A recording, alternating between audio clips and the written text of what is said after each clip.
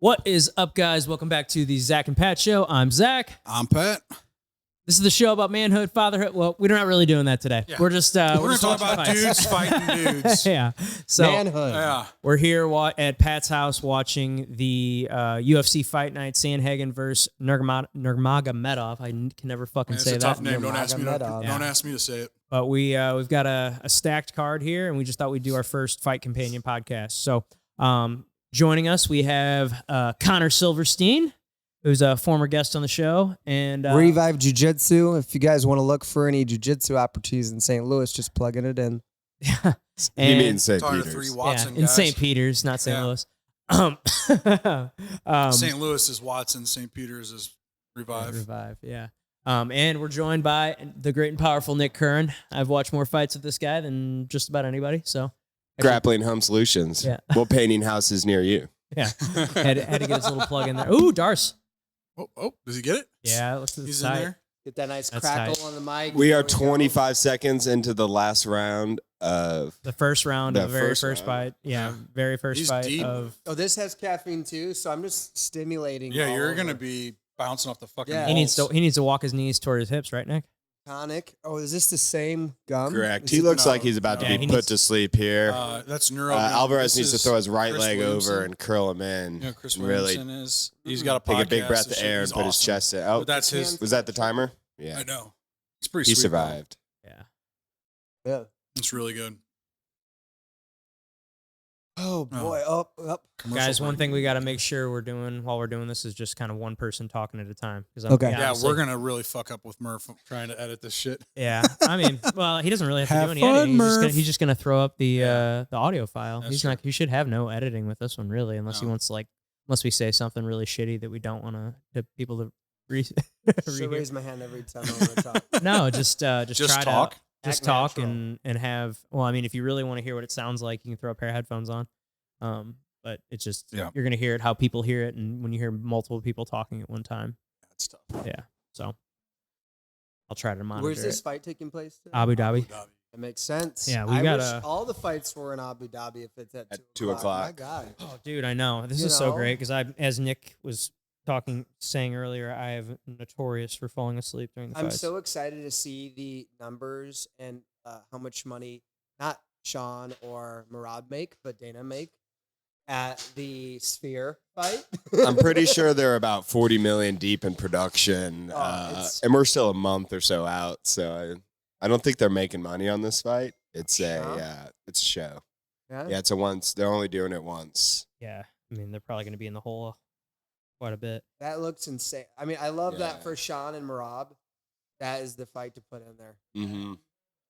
I think that's the biggest fight to make right now outside of the heavyweights.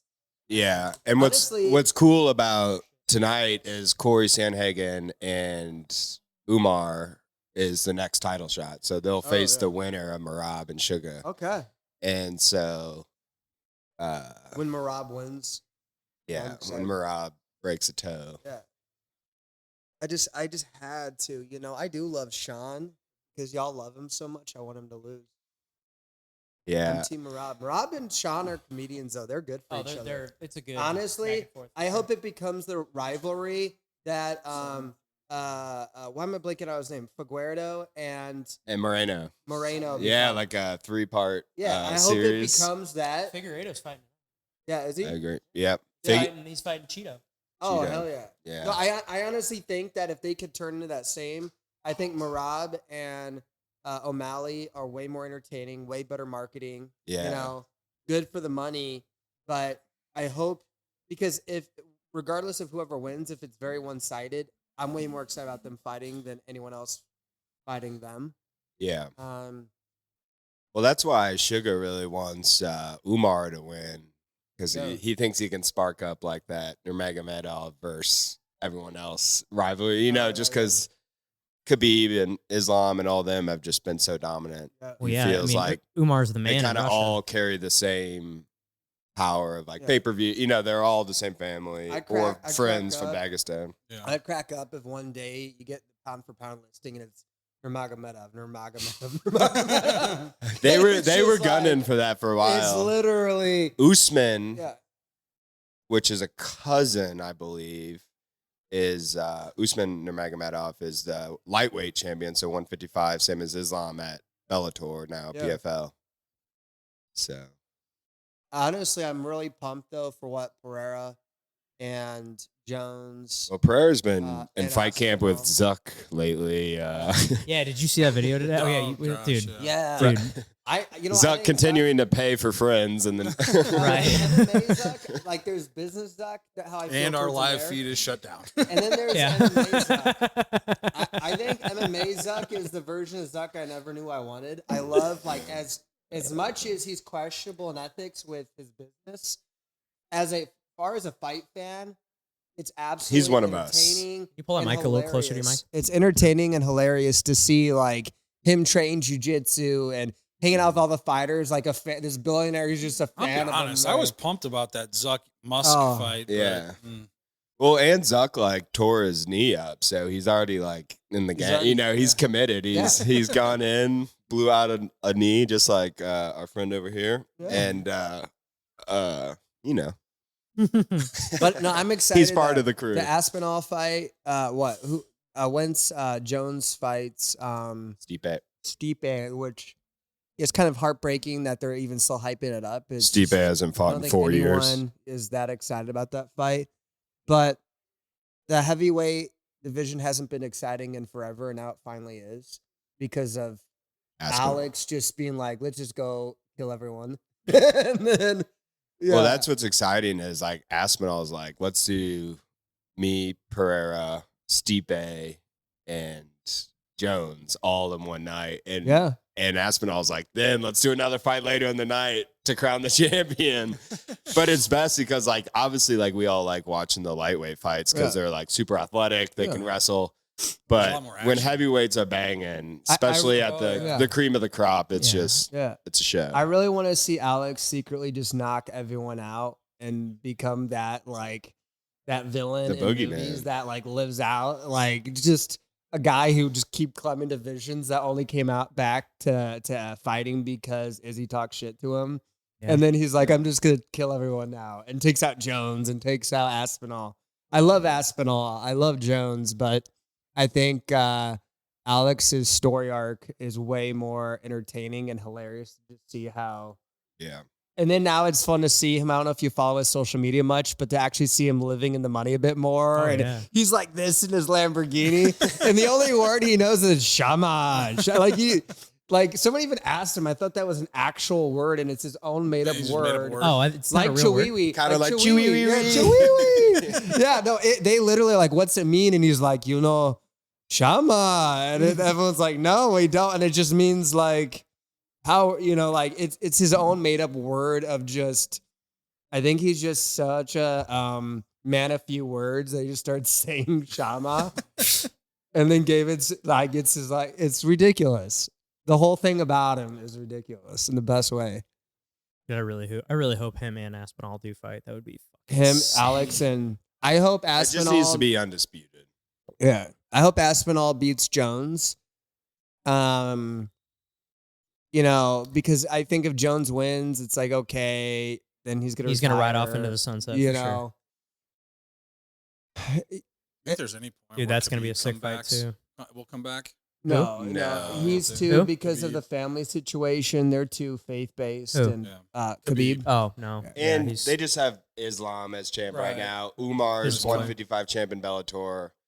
Umar. Or Usman is Yeah, he just- 155. Umar's tonight. Yeah, Umar's Yeah, one. I guess he's Family. building his legacy as a coach now. Who do you Yeah. think's better, Khabib or Islam? They say, dude. I mean, a lot of them say that Islam was like in the training room. Like, he was? They say he was the better striker. I think. I think Islam's more well rounded, which would make him a better match because he knows probably how to defend the one thing that Khabib's extremely good at. Yeah. Yeah. I mean, he's- because Well, that's Habib just was some- control. Yeah. Like Islam will still take you I'm gonna down. be honest, He's I get 'em all seeking more confused. submissions. Yeah. Stuff like that. Yeah. Yeah, it is tough. But I think like when people talk about like Khabib coming back and stuff, I think it's like we always just see the outside in. In reality, like these guys have been training forever. Like you got to imagine Habib's injuries and stuff like that. Like there's stuff we don't know. Mm. That the moment you stop fighting, it's been 2-3 years. Like just because he's coaching and all that doesn't mean he's ready to get back in there. You know, you have no idea what the health status is as well. Like, I'm sure he was battling a lot just fighting in his prime. Zach and Petcha.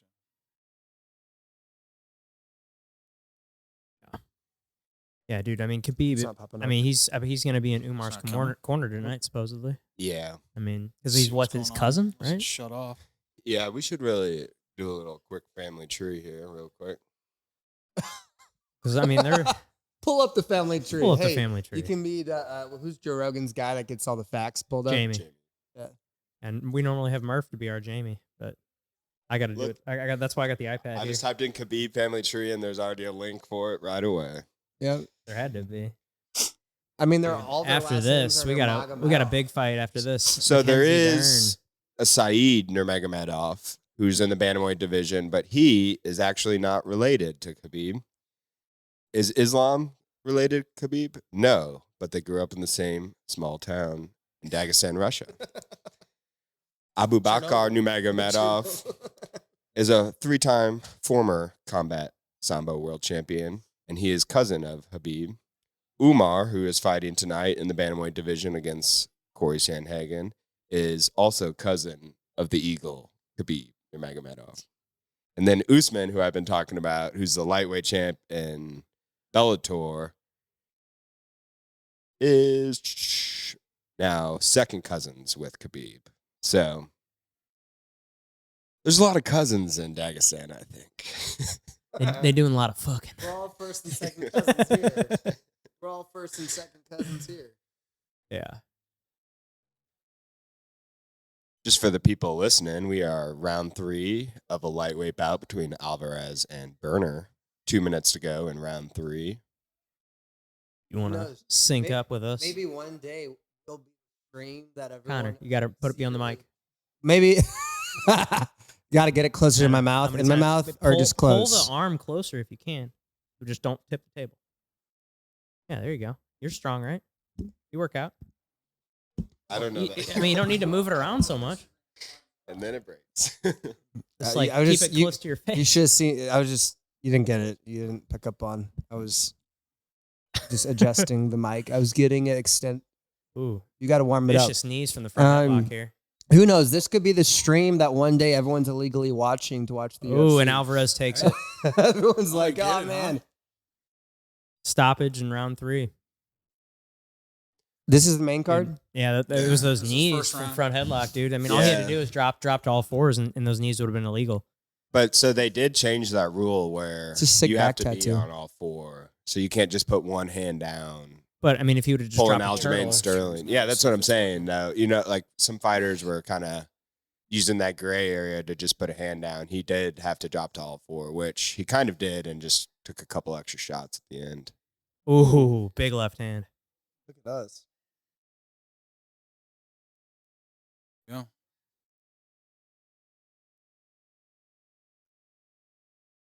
About that. Wow. All right, we're rolling.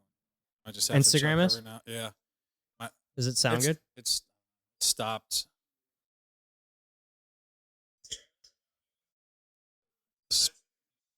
You sound great. Cool. Oh my gosh, it's violent.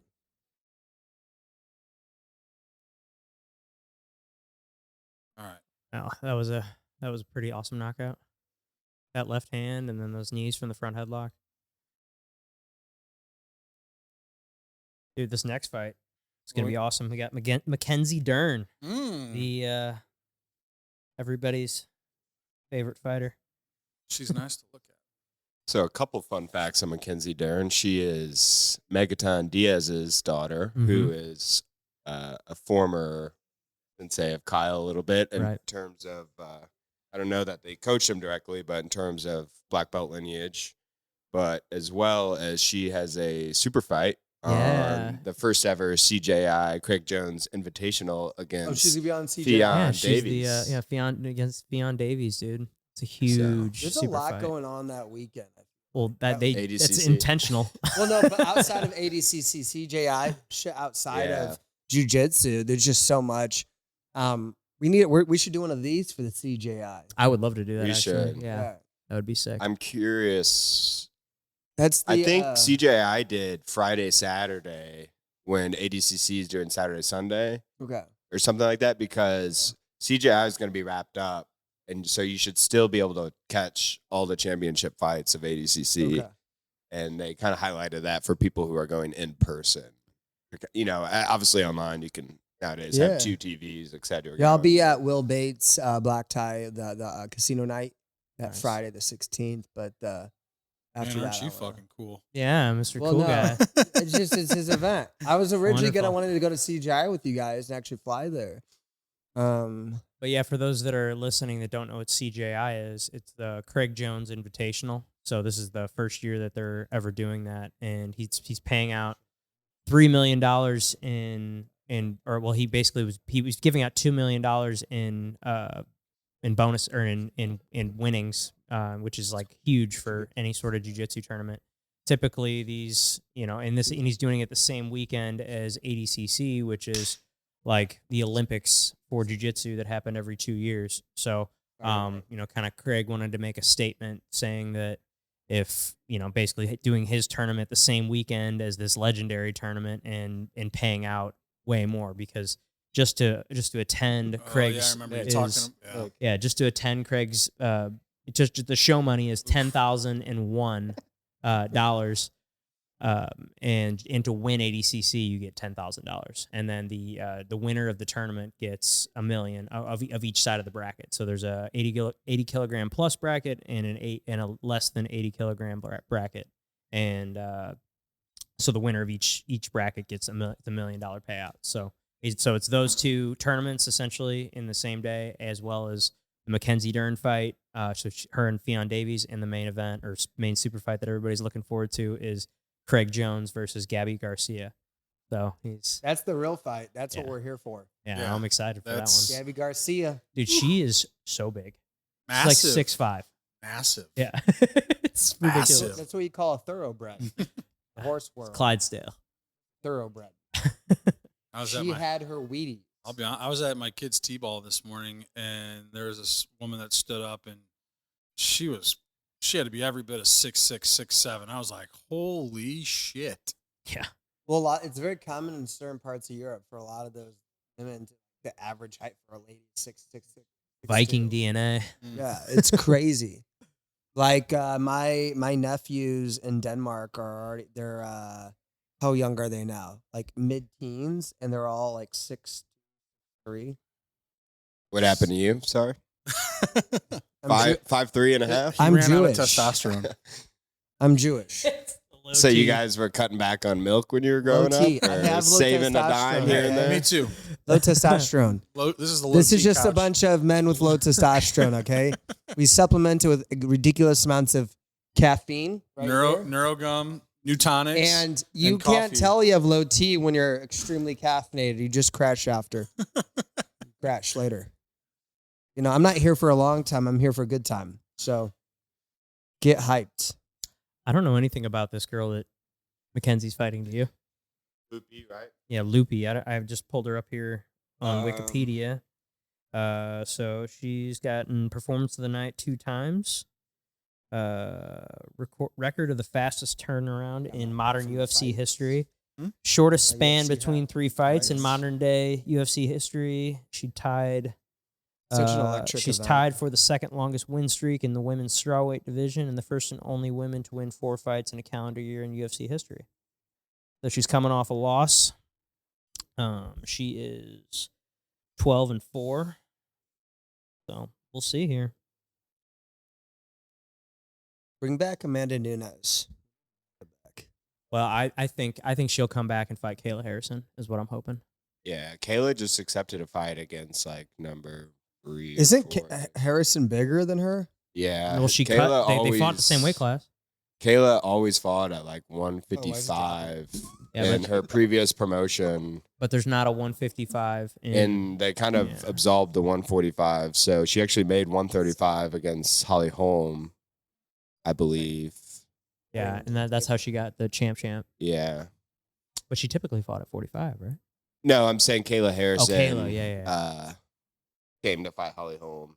And I want to say, maybe we should fact check that, but I think she made the bantamweight limit because we've kind of absolved the female featherweight Who am I looking up? Kayla what? Harrison Kayla Harrison what? Or versus Holly Holm. Oh. They'll probably just say what weight class they fought in.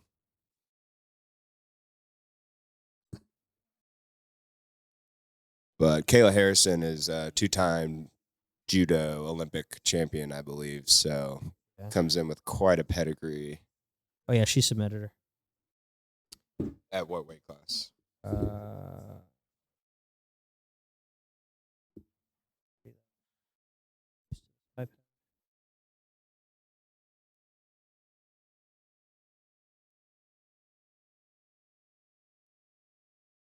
Kayla is. I'm pretty sure it was. It was a bantamweight fight. Yeah. So She 135. looked. Yeah, she looked fucking sucked down. There it is. Yeah. Bantamweight bout. She'd typically fight, 150 pound. The fight before that, she fought at a 150 catchweight in the PFL, and women's lightweight, which would have been 155. I mean, you might just have to hold it, to be honest. Leg. I can hold it. Yeah, why don't you just hold it?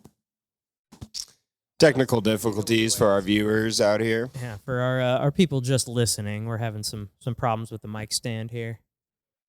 Yeah, Nick, you're just gonna have to potato it. I got a potato with a fucking stalk out of it. A potato with a handle. Oh man. Yeah, there should be a good fight here. Excited.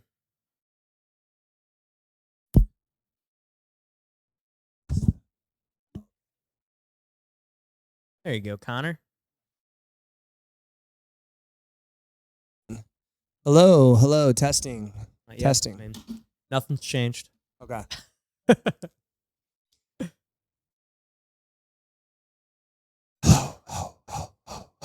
Should add sound effects when we talk, like a little echo. No, please don't. Yeah. Velcro to it. I'm not going to dick with it.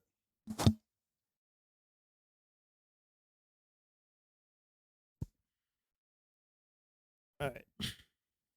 What kind of guests can we look forward to on the Zach and Pat show coming up here soon? Ooh, so this past week we had Evan Elder on, so that'll be coming out on Next Thursday. And who is Evan Elder? Evan Elder is a UFC up and coming lightweight who is based out of Hillsboro, which is just south of here, down 55, just south of St. Louis. Was down in Florida for a little bit. Now fighting out of Vegas. So Yeah, he's fighting out of Syndicate at MMA right now. So that one will actually be coming out. So this episode's getting recorded on Saturday, but it'll be coming out on Monday. And the Evan Elder episode will be releasing on Thursday. So that'll be a full video, normal video episode. So, look forward to the clips and stuff on social media and everything. So just like normal, this is definitely just a little different for us. Maybe next time. trying something new. Yeah, no, but this is fun. Yeah. Nothing better than just a bunch of dudes getting together and watching some fights. And I'm happy that it's just in the middle of the day like this. It's Right. great. You laughing at Nick? Just That commercial. hanging out with a bunch of dudes. Just look at Connor and he just smiles at me. Yeah. Just here with the dudes, Just dudes being dudes. Just dudes. Dudes being dudes. Dudes. Nothing like dudes being dudes, watching other dudes wrestle other dudes. Mm-hmm. We're about to watch 2 females wrestle, so. They gonna wrestle.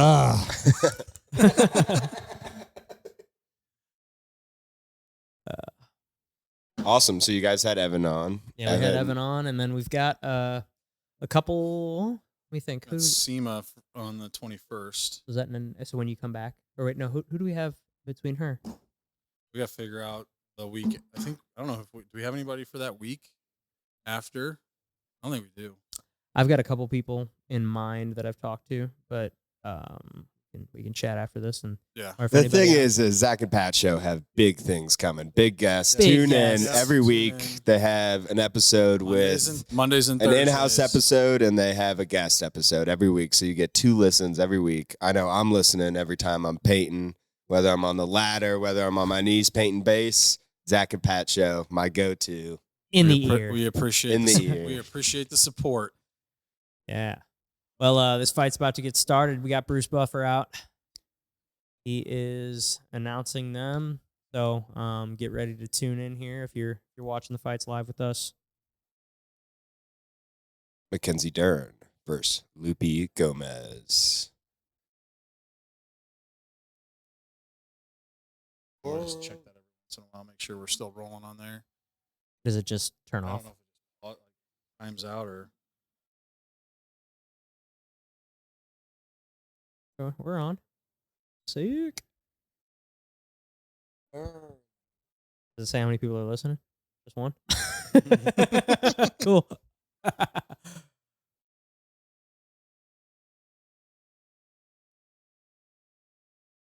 Did you know that? You are. Oh, yeah. Yeah, because of how I've got it set up. Got that wide angle lens. Yeah, so we could all fit on there. Fucking big.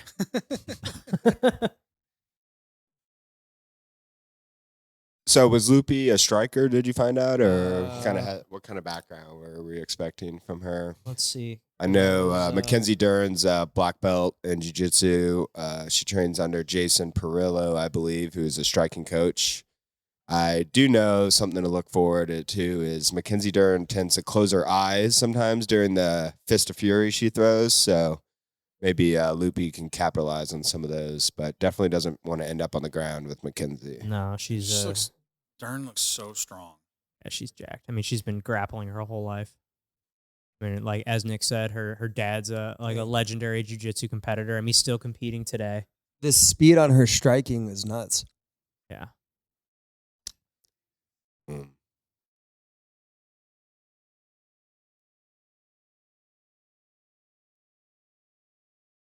Looks like she wins a lot of decisions.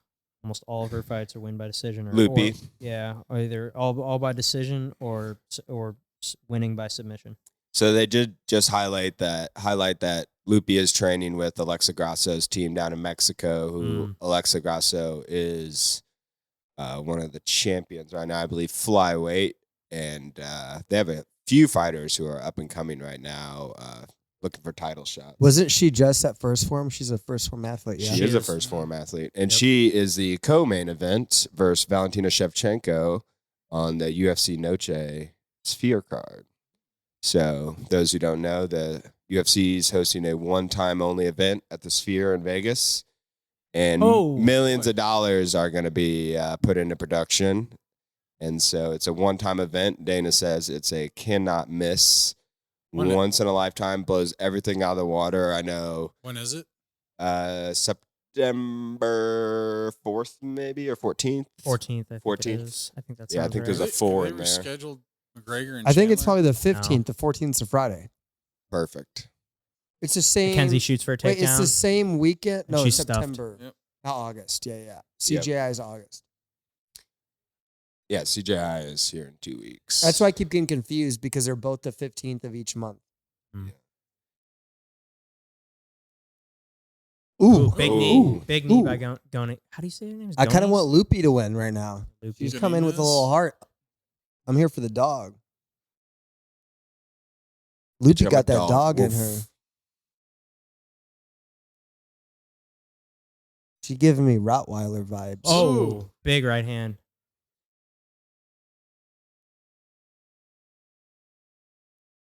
Besides her name being Loopy, she seems to be throwing the straighter punches down the old pipe and hitting Mackenzie Dern straight on the lips. Yep. Just popping her right in the Straight lips. to the lips. Was that the last fight where Nick kept going? He was like, oh, not another punch to the lips. Well, our one of our favorite people, Tim Welch, Sugar Sean's head coach, is a big fan of talking Smacking about people people in the getting lips. hit in the lips. So. Oh, yeah. Just got smacked right in the lips. Was it? Ooh. Did you guys see the? Mackenzie with a Takedown. judo throw right There you into go. mount. Got her in the mount with an underhook. High mount. Knees in the armpits. We're at 140 left in the first round. Yeah, ooh, and Lupi's trying to bridge her off. Lips I think protected. She keeps doing Lips that. are protected. I think Mackenzie's going to capitalize on one of her arms if she does that again. She's trying that kipping escape. think Mackenzie needs to break her grip there and start pinning some wrists. What do you think, Nick?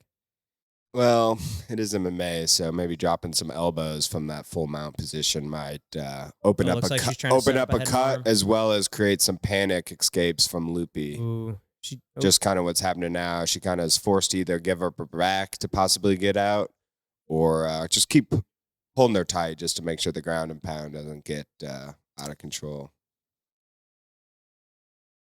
Yeah, you don't want a black belt like Mackenzie on top of you. Oh, going for an She's arm. got an arm. She got She an got arm. it. Yep. Oh. Tight. I do know it seems to be a bit tougher when you have those MMA gloves on. You can kind of hold your glove. Mm-hmm. You've got a little bit more grip. It's not as slippery as bare hand. She could switch to a triangle here too. That sucks. She's 2 arms in. Yeah, you're right. She's probably just going to kill the last 25 seconds. Yeah. Take it. It's like Dern's got And Dern puts her in her closed guard. Wow. This is a good first round. over that right eye. Yeah, she's got a little mouse there on her right eye.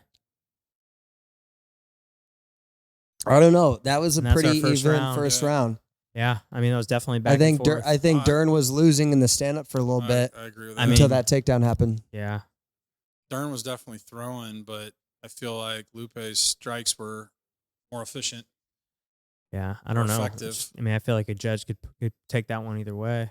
What do you Knowing think, Nick? how awesome UFC judges are, this could go either way.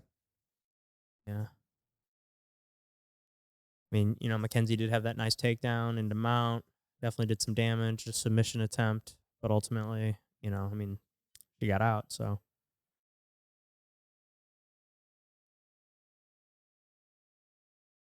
I think Commercial Lupe did break. a good job of when Mackenzie was going to throw big punches, staying tight and up the middle, and caught her pretty good a couple times. yeah, hit her with a couple straight right hands for sure.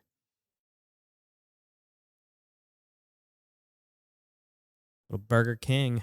When was the last time you had Burger King?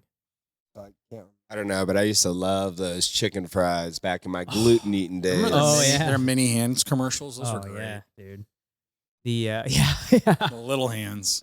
All right, and the second round of the Mackenzie Dern Loopy fight is started. We are at 451, 450.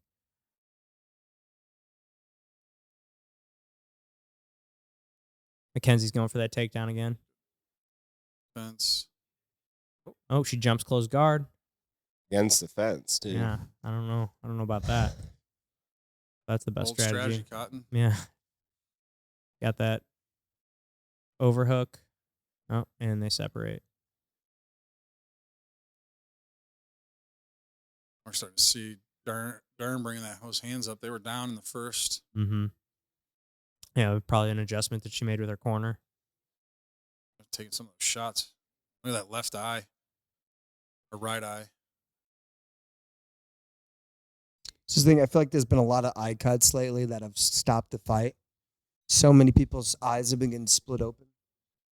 Yeah, I was watching some fights last night in preparation for this, and that in the Sandhagen and TJ Dillashaw fight, dude, he looked like he got hit with like a fucking axe, and it was like right here, like right on the in this like spot right in between like your eye and your nose, and it was just like leaking into his eye the whole fight. Oh, I think it happened like beginning of the second round. I see a lot of confidence in Loopy's face in the stand-up right now. And she's got a very high guard. Endurance. I think Dern should start, taking advantage of the body since she's got such a high guard. And they're throwing some punches. Mm-hmm.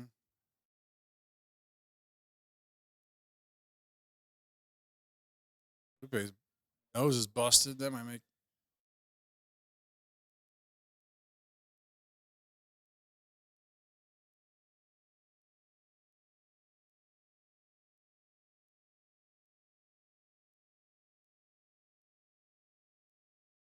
Since it's over in Abu Dhabi, it's like all the sponsors I just don't recognize, Interesting. Still got Monster. Yeah, Monster's still there. Tonic. Step up Yeah. your game. Get in there. Manscaped's still there. Surprised they allow that over there. That's pretty funny. Although those Russians and all them have beautiful beards, I do still think they need to trim those balls, you know. They're like, that's the only place they shave. It's porcelain down there. Manscaped's huge over there. Yeah. We I've heard it's beautiful over there. I'd love to go. Like Just- the richest just- city ooh. in the world or Yeah. something like that.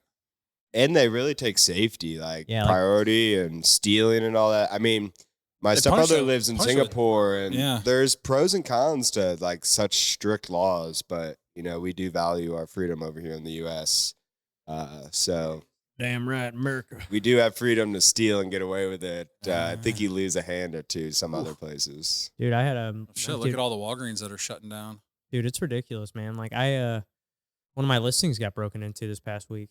Oh, Wow. man. Dude, and it was awful. Like they fucking vandalized the house. They And stole what area Stole was the this copper in out of St. it? Louis? South City. No, they didn't steal the copper out, thankfully. And that's what's interesting is even like in South City, where like anyone our age, from young 20s who are first time home buyers to late 30s first time home buyers, like South City's up and coming. And Yeah. that's for where sure. we're all trying to go for reasonably priced homes. Well, I mean, and- when I was getting into it, that was where everybody was going over there. Southampton, Tower Grove South, Lindenwood Park, St. Louis Hills, you know, like all those areas. I mean, I still think that those are still great areas. Now, this is more Boulevard Heights, technically. So it's like on the other side of Carondelet Park. yeah. You know, and man, you know, like she said that these kids just seem to be casing the place for like a couple weeks or, you know, always driving by and the neighbors are complaining about it. They were like hanging out. And then, house went on the market. Big takedown by Loopy. It's got Mackenzie pinned up against the fence. But yeah, we had someone break in the other night. They stole the washer and dryer. They stole a bunch of our staging, like all the furniture, like a bunch of the furniture. Like they just like made a mess. There was like some popsicles in the freezer. They like fucking just like ate them and like left a bunch of them just like melted on the floor. What kind of criminals sucking down a popsicle Yeah. halfway through the crime? Yeah, dude. I know. Must Like, have been a hot day. I'm parched. This humidity. Right. No one's St. Louis police ain't coming in. That's their Well, the funny that's their part- MO, the popsicle bandits. Yeah, we're looking for criminals with blue mouths from Yeah. sucking down bomb Bomb pops pops. for the last hour. Yeah, we had and it's funny enough is the agent that told me about it. She's like, she was the one that called me and was like, hey, I think someone broke in here. You know, because obviously I don't, you know, I'm not, you know, she doesn't live, the homeowner doesn't live there anymore, so it's just vacant right now, essentially just staged.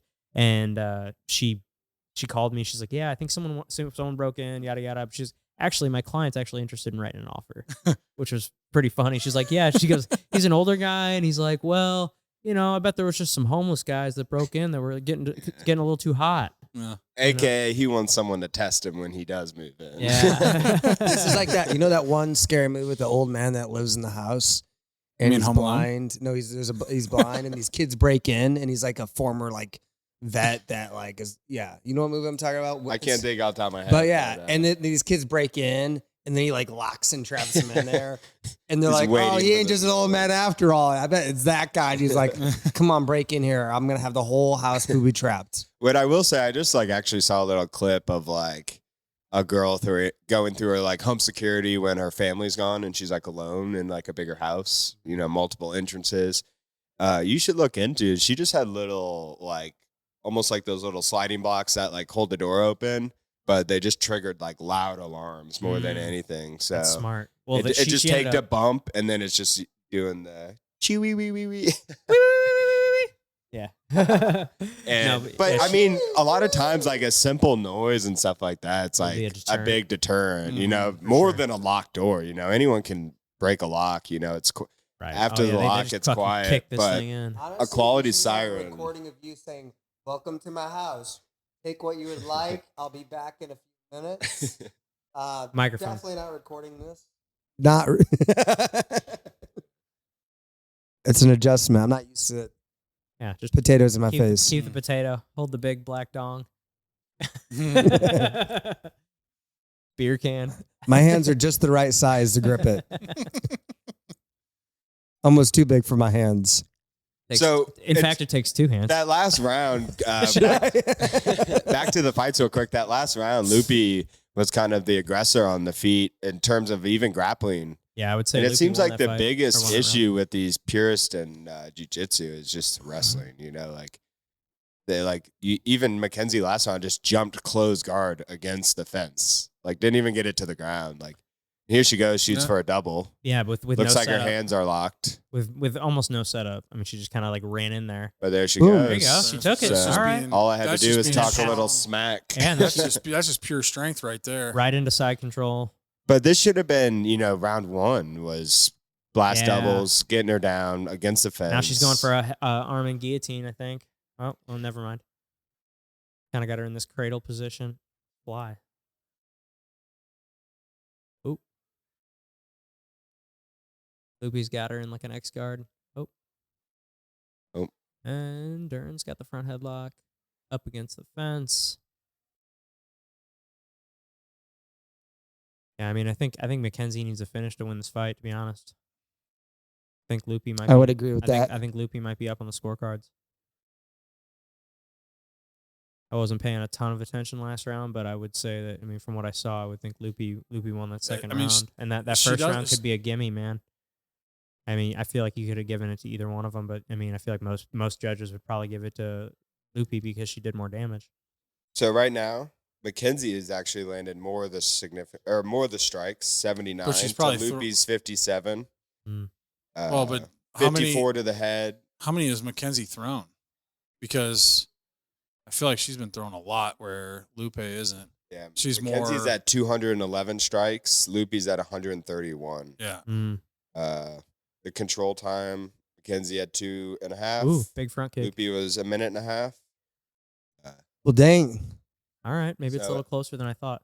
It is a little closer, but I do think damage might be going to Loopy. I mean, For sure. she's kind of hit her with some heavier shots, and Yeah, I would definitely say. We'll see what the judges favor.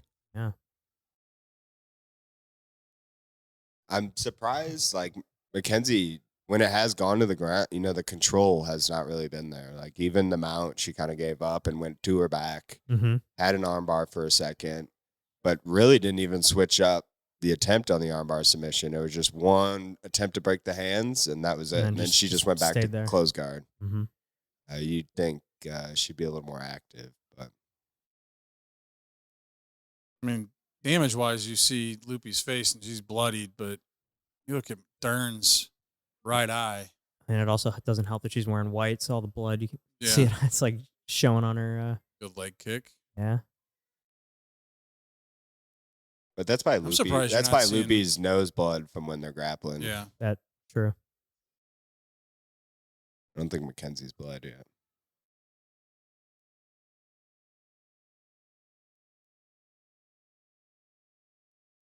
Kenzie's pinning her here up against the fence. Got about 30 seconds left in this third round. I See, give bet- it to Loopy right now. I bet Mackenzie tries to go for a takedown to like end the round. What do you guys think? I bet she tries to do another throw. Got that over under position. Oh, never mind. Separate.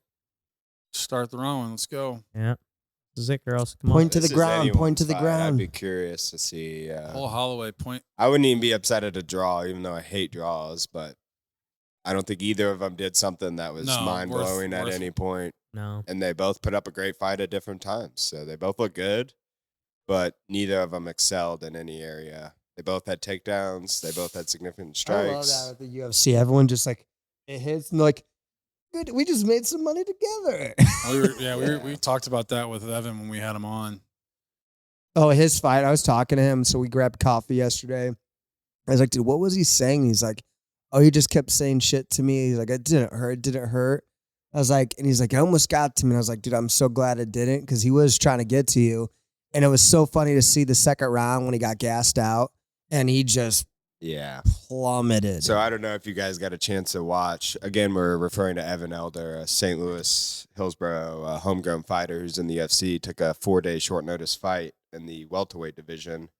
But he fought a guy who was talking a lot of smack the first round. But if you were privileged to listen to like the commentary in the corner, they went back. And so his opponent was talking a lot of smack and he got back to the corner. And the first thing he says, I can't breathe. I'm so tired. I can't breathe. Yeah. And he was talking so much smack during the first round, which takes energy. And he was taking body shots and eating big shots and just was responding with smack talk instead of fighting. And next thing you know, Evan was just looking him down.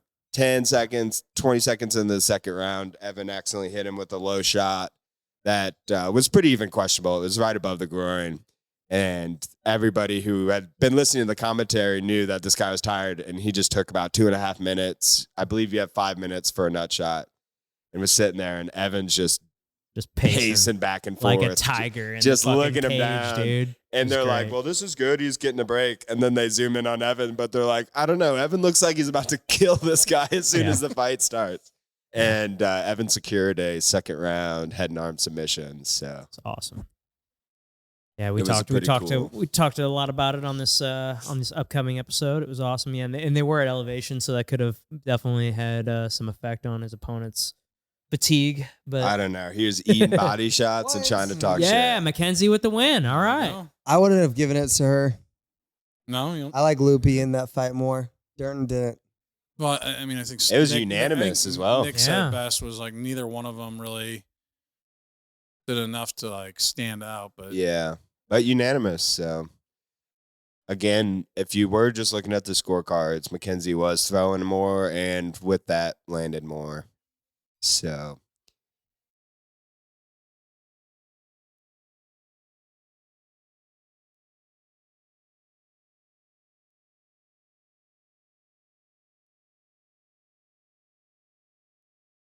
She did look good.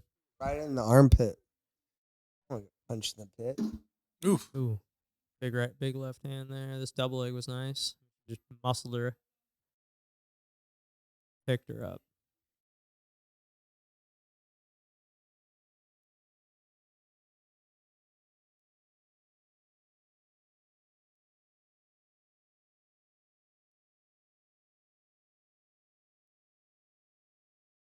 Yeah, and we got a big fight coming up here. We got Tony Ferguson on a First win in a while. well, he's on a seven Seven fight fight losing losing streak. oh man, Coming fighting Michael Chiesa, who's, I mean, he's a very good grappler.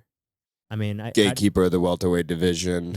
yeah, that's a good way to put it. But do you think Tony, for those who don't know, he's on a 7-fight losing streak, but he was once on like a 10+ fight winning streak in the lightweight division back when McGregor, Khabib, and all those guys were fighting for championships. So Tony somehow never got a fight for undisputed, but ever since he tore his knee, man. I feel like he that tore was his knee, that was the downfall. he tore his knee, and then he was the first main event back during the pandemic, and had a absolute war with Justin Gaethje. Right, I forgot about Absolute war, and there were some bone-chilling shots thrown by both of them. that. Yeah, I yeah. mean, I don't think he's been the same since They that fight. destroyed each other. I feel for like that our- like for our changed. fight fans' pleasure. So Yeah. we do appreciate these warriors Mhm. beating each other up for our entertainment. absolutely. For sure, Because I'm on a couch right now enjoying this. 100%. Dude, yeah, that was a man. That knee injury. I mean, because the way he tore it was the craziest. Because he didn't even tear it fighting. He tripped over some wires, backstage, like before a press conference. He like tripped over some wires, fell, and tore his knee that way. And that's what it kind of like. He was supposed to be fighting Khabib, and then he tore his knee, and then How old is he now? he 30s. is. I got it pulled up right here. There's no way. I feel like he's been fighting for so long. 40. Yeah, He's 40? yeah. I just closed it. My Yeah, he phone's just- dying. At Born what in point? 84. What point do you think he would finally retire?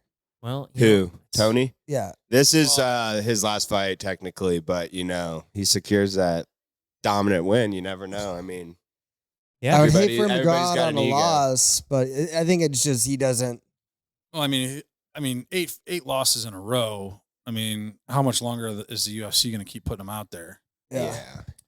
He's just a fan favorite. Like, even through all these losses, Yeah, like, I he's love still him. bringing 50,000 people to view or whatever Well, that and number is. We were talking, and I mean, going back to Evan. I mean, we were talking about that, like hoping that him taking that fight on 4 days' notice, and then him going viral for what he said afterwards. Yeah. hopefully that endured him to more opportunities with the UFC because Yeah.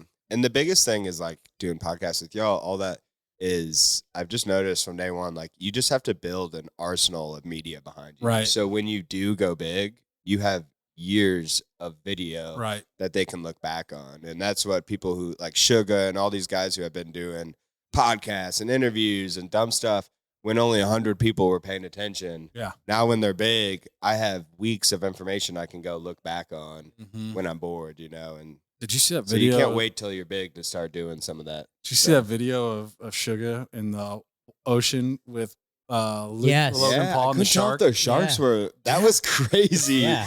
They were in some like donut inner tubes and doing a media promotion. Yeah. And the shark. Couple sharks what showed happened? up. Just one. I don't know. They were in like Miami or wherever, know just where they doing were, their new.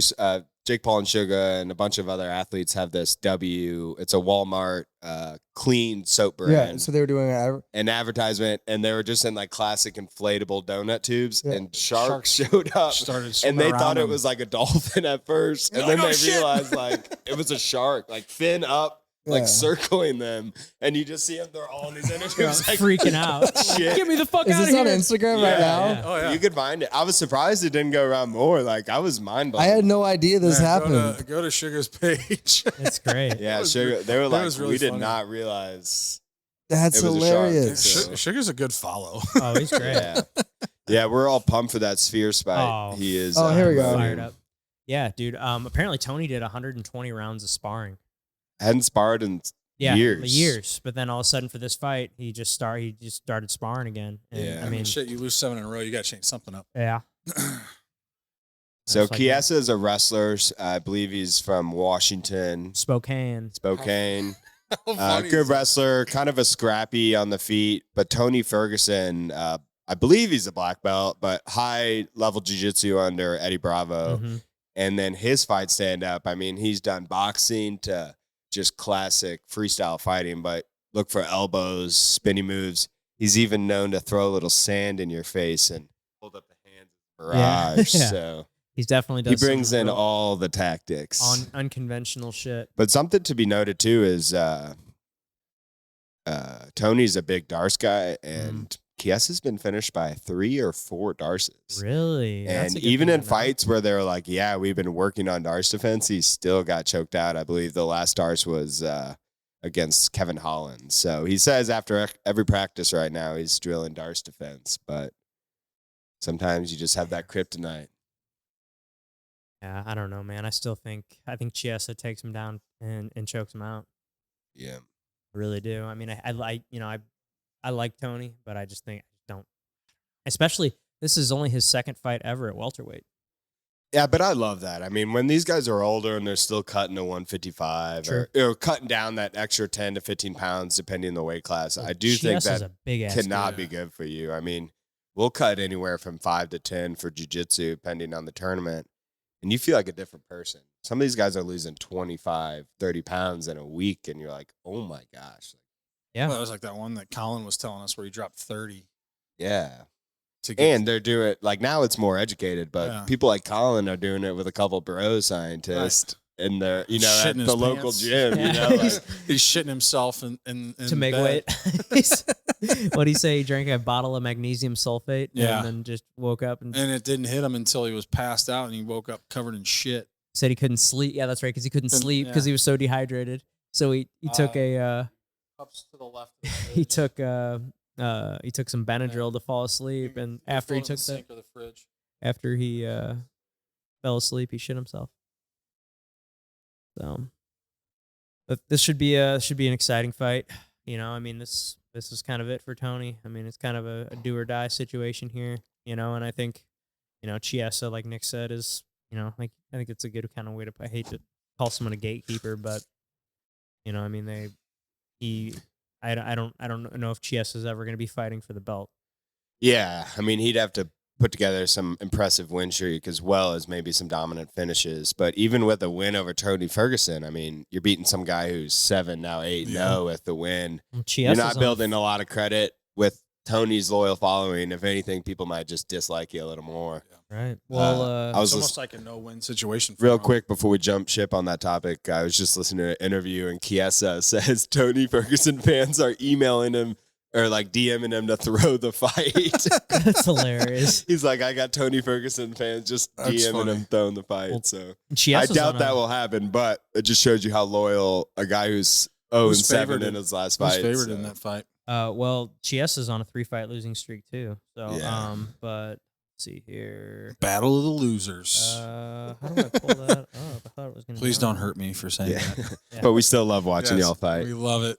I Yeah, could hold on, never I'll do Something to be Wow, noted yeah. too was Nick Diaz and Vicente Luque were supposed to fight, and Nick Diaz, the older brother of Nate Diaz, is the OG legend, and Vicente Luque is a top 5, top 10 welterweight here and there, and so a lot of people wanted Vicente Luque to fight Chiesa and Tony Ferguson and Nick Diaz to fight instead because it's kind of some better matchups and maybe some more fan favorite, but. Speaking of Diaz, Nate, I've never seen anybody just take just headshots like he takes them. I mean, he just gets Yeah, pummeled. Nate. Yeah. Yeah. It's They claim they roll their head a little bit more, but I think at some point, Right. just rolling your head with the punches Yeah. and saving you too much. No. But I mean, the Diaz brothers have kept us all Oh, in God. our Oh, seats yeah. for many years. Well, that's the thing is because they're so wild. Like, I mean, it could go all the way down to the buzzer, and they could land something at the very end, and then it's just Yeah. like, they're always entertaining fights. Yeah. Yeah, Chiesa's favorited. Is he? So Yeah. Tony and Negative Michael are 250. next. What? Next fight. Yeah. So Tony and Chiesa are next. Then after this, we got Marlon Vera and Davidson Figueiredo, and then Pirate. Shara Bullet Magomedov versus I don't know who he's fighting. Michael Hmm? Oli Kesijic, and then we got the main event with Corey and Umar. So this is So basically, you guys are stuck listening to our banter for the next 2 hours. Yeah. So sit Damn back, right. relax, throw in Ma- some neuro gum, and have a good time. throw in some neuro gum and have a good time. Hey, the next few fights will all be knockouts. First round. Yeah, we'll see. I mean, this is going to be a good one. I'm looking forward to this one a lot. Ooh, we got the dyed hair Tony back. Yeah. There was some interview that I saw with him where he said he hasn't actually sparred in forever and Like- decided to start sparring Yeah, he again did for a- this. Are you not 120 listening? rounds this camp. Huh? Oh, we just talked about Yeah. this. Oh. Where were you at? Sorry, I was thinking about Neurogum. For those Changes. not with us, Connor is on 300 milligrams of caffeine and maybe a quarter cup of water, so he's buzzing. Yeah, is that a Sasquatch tattoo. Sasquatch tattoo? What? My favorite is every once in a while they do like guess these tattoos, and these fighters, all these guys are just Crazy. cream of the crop. Who goes? Yeah, I want a Sasquatch I just want a sleeve. half sleeve. I want a half Sasquatch. sleeve of Sasquatch. The best was What? former UFC fighter Darren Till had like a blonde girl on his arm who might have been an ex, we don't know, but looked exactly like Paige Van Zandt. So everyone's like, you have another fighter, a girl just tatted on your, and it was a huge tattoo. No, I know the story. Apparently that was his girlfriend. Yeah, And okay, it yeah. was his I girlfriend, figured it and was a she lady. and he didn't tell her that he was getting the tattoo, and he just like showed up It's his one whole- day, and it's like as big as my tattoo, but it was just like his wife, his Just her? girlfriend's face. It was basically like her face was wow. like some flowers and shit around it or whatever, and then they ended up breaking up, and he got it covered up. So But yeah, it's just hilarious. men out there, let's not get more tattoos of our ladies. And we are Never a starting good idea. 456, 455, 454 of the Ferguson Chiesa fight of the first round.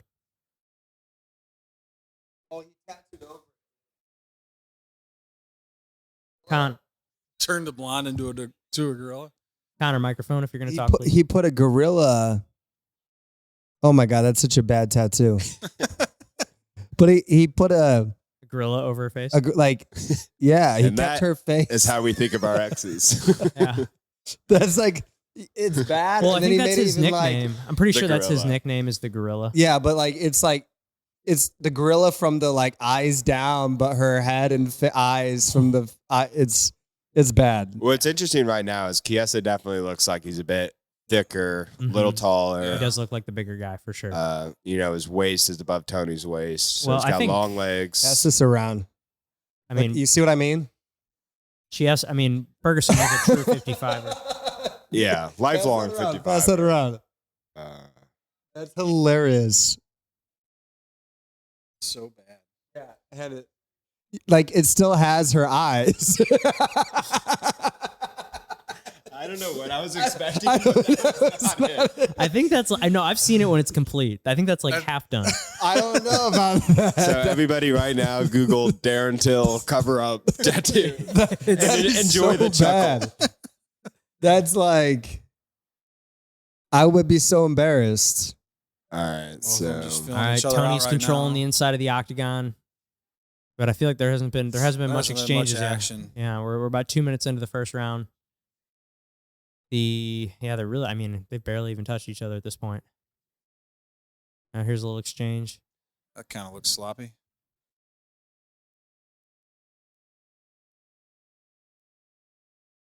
Chiesa definitely looks like the bigger fighter. Missed on the left.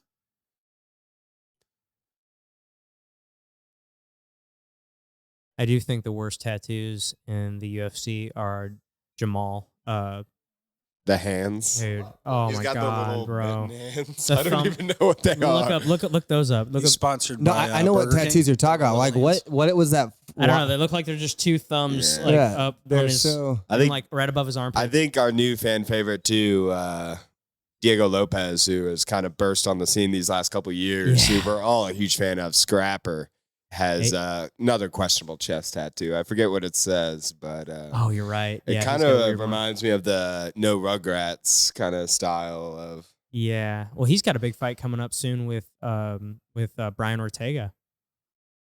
That's gonna be a banger. Looking forward to that one. You can just tell Oh, Tony's. here that his chest tattoo says "Dream, believe, and make it happen." Sounds like something like a white girl would have on her wall. Uchiesa's he's got a body lock on Tony, drags him to the ground, takes his back with a body triangle. Oh, and he's got sinks he's in the got rear the- naked choke. God, exactly what I said was gonna happen. Yep, this is not looking Takes good him for down, Tony. chokes him out. They're very dry right now too, which really Yeah. helps sink in these subs. Dude, he did that like all one motion body. Tony triangle. better black out. Tony Before he will goes go to going sleep. Yeah, Tony will go to sleep before he taps. There we go. There we go. Yeah. There we go. Ooh, that's There we go, Tony. That's tight. Oh, That's no, tight. oh. There it He is. tapped. And he's out. Ah, Oh man. All right, Tony. all right. Well, Tony is now 0-8 0-8. in his last 10 years. So we still love Yep. Tony. Love you, Tony. Give Tony a follow, support him. He's probably Great career. gonna need some loving. Yeah. That's gonna happen. That was sad. Needs We to all retire. honestly, I think we're all huge Tony Ferguson fans. Yeah, so we are. Yeah, that's what's heartbreaking. Well, it's heartbreaking to see him on a losing streak like this. And go out I like wish he that. retired back in the day because Yeah. at this rate, it's like to go out. I mean, he's still always gonna be a legend, but to go out on yeah. it's like just the guy that should have retired that wouldn't stop fighting. Yeah. Right. And he was known as the boogeyman. I mean, he was. That's what El Kukui You need to means. look. You need to look at his 10-fight win streak and look at the opponent's faces after all the fights. Multiple cuts, swollen eyes. Like Yeah. this guy was a martyr. He was also punching metal too when he would train. Right. I loved watching his training style back in the day. He'd punch like brick walls and metal and just He'd crazy. go up to Big Bear supposedly and like do his fight camps in Big Bear and like build a gym for himself. Like he'd like Yeah. go up there and like he's like a weird dude. I mean, Nick said that they call the Boogeyman. That's literally what his nickname Well, is. I mean, It's you El gotta be a little Kukui. weird to step in an octagon and do what they're doing. Yeah, but supposedly he's odd amongst odd people. Yeah, Like, yeah. If you remember those memes a couple years ago that like Tony Ferguson's the kind of guy that would like, it was like always something weird, Oh, yeah, like, yeah. that would like never wear shoes that he has to tie or like, it was just like they would just come up with weird things. Yeah. Like Tony Ferguson's the kind of guy that Well, would, even his captions never made sense. He would post stuff. So, but he's always like a joke. He says he's like great, but he does like capital letters and Yeah. poor grammar. Yeah. He's like, I want people just to think I'm oddball. I mean, He's an oddball. I think he's like, I want people to think that, or it's like maybe you just are a little odd, bro. oh, I mean, he definitely is. Oh man, that's heartbreaking. Well, shout out to Chiesa. He did Yeah. what he needed to do. Yeah, he Stuck came to his in, game plan. Got did the finish. exactly what He he was on an does. 0-3 streak as well, so Yep. he's back in the win column. Plenty of good welterweight fights. I mean, people like Usman are moving up to welterweight. I know he's Here a we big go. ex-champion, but these are guys to just get good fights in with. He has his gloves off. I Tony. think he's about to retire. Mm-hmm. Yep. I think this is it for Tony. All right, everybody, hold back your tears. Well, you're gonna talk to Chiesa first. Nah, screw it. No one cares about it. Let's move on. Let's get to Ferguson. Kind of looks like Kyle a little bit. Chiesa? I can see it.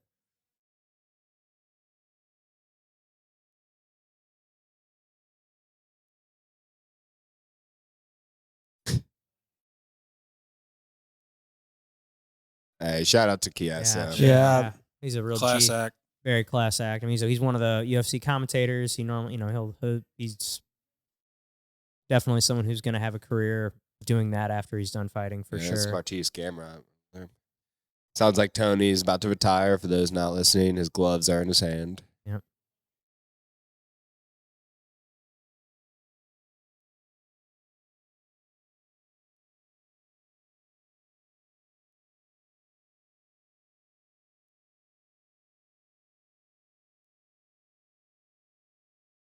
I'm not going anywhere, motherfuckers. Going to the PFL. The whole stadium. And this is in Abu Dhabi, this is so in not Abu Dhabi. even like hometown. Everyone's standing. Getting a full crowd. Tony And DC cheer. asked him if he's going to retire, and now he's waiting. The crowds, he's kind of turning to the crowd to hear their thoughts.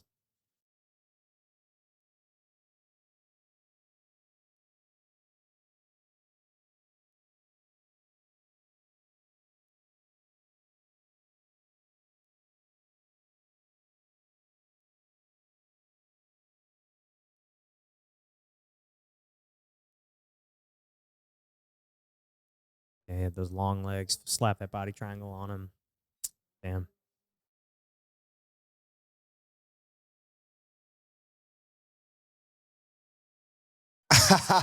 What? So he's not sure if he's going to retire or not, basically. He's putting one glove down. Tony doing Tony things, Yeah. retiring one glove. Yeah. Wants to keep the other one. What does that even mean? I love it. Dude.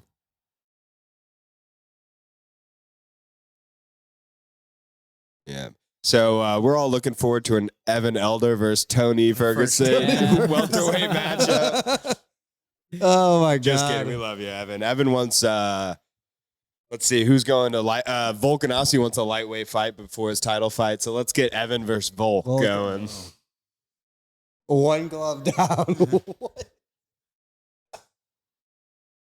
I'm not going anywhere else. We'll put one glove down Well, it's almost like. because I don't know what I want to do. Well, it's almost. One glove.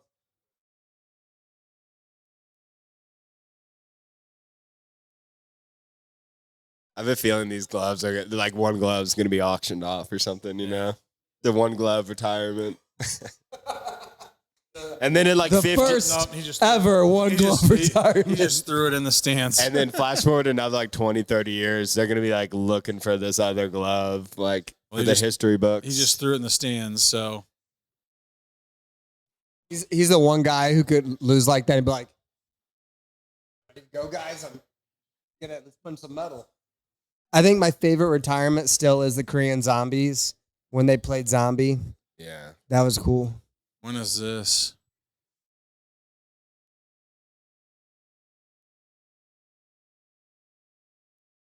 I feel like it's been forever since Izzy's fought now. We got a little intermission coming up Mhm. before the next fight. They're kind of highlighting Dricus Duplessis versus Israel Adesanya. Middleweight champ Dricus is taking on the former two-time middleweight champ Israel. Comments in the comments who you think will take that W.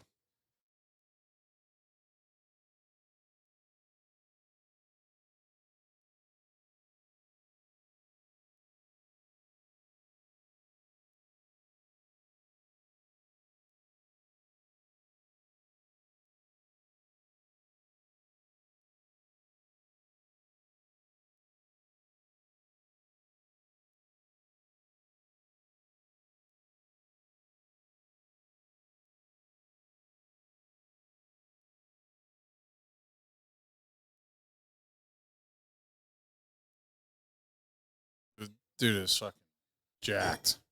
Shredded.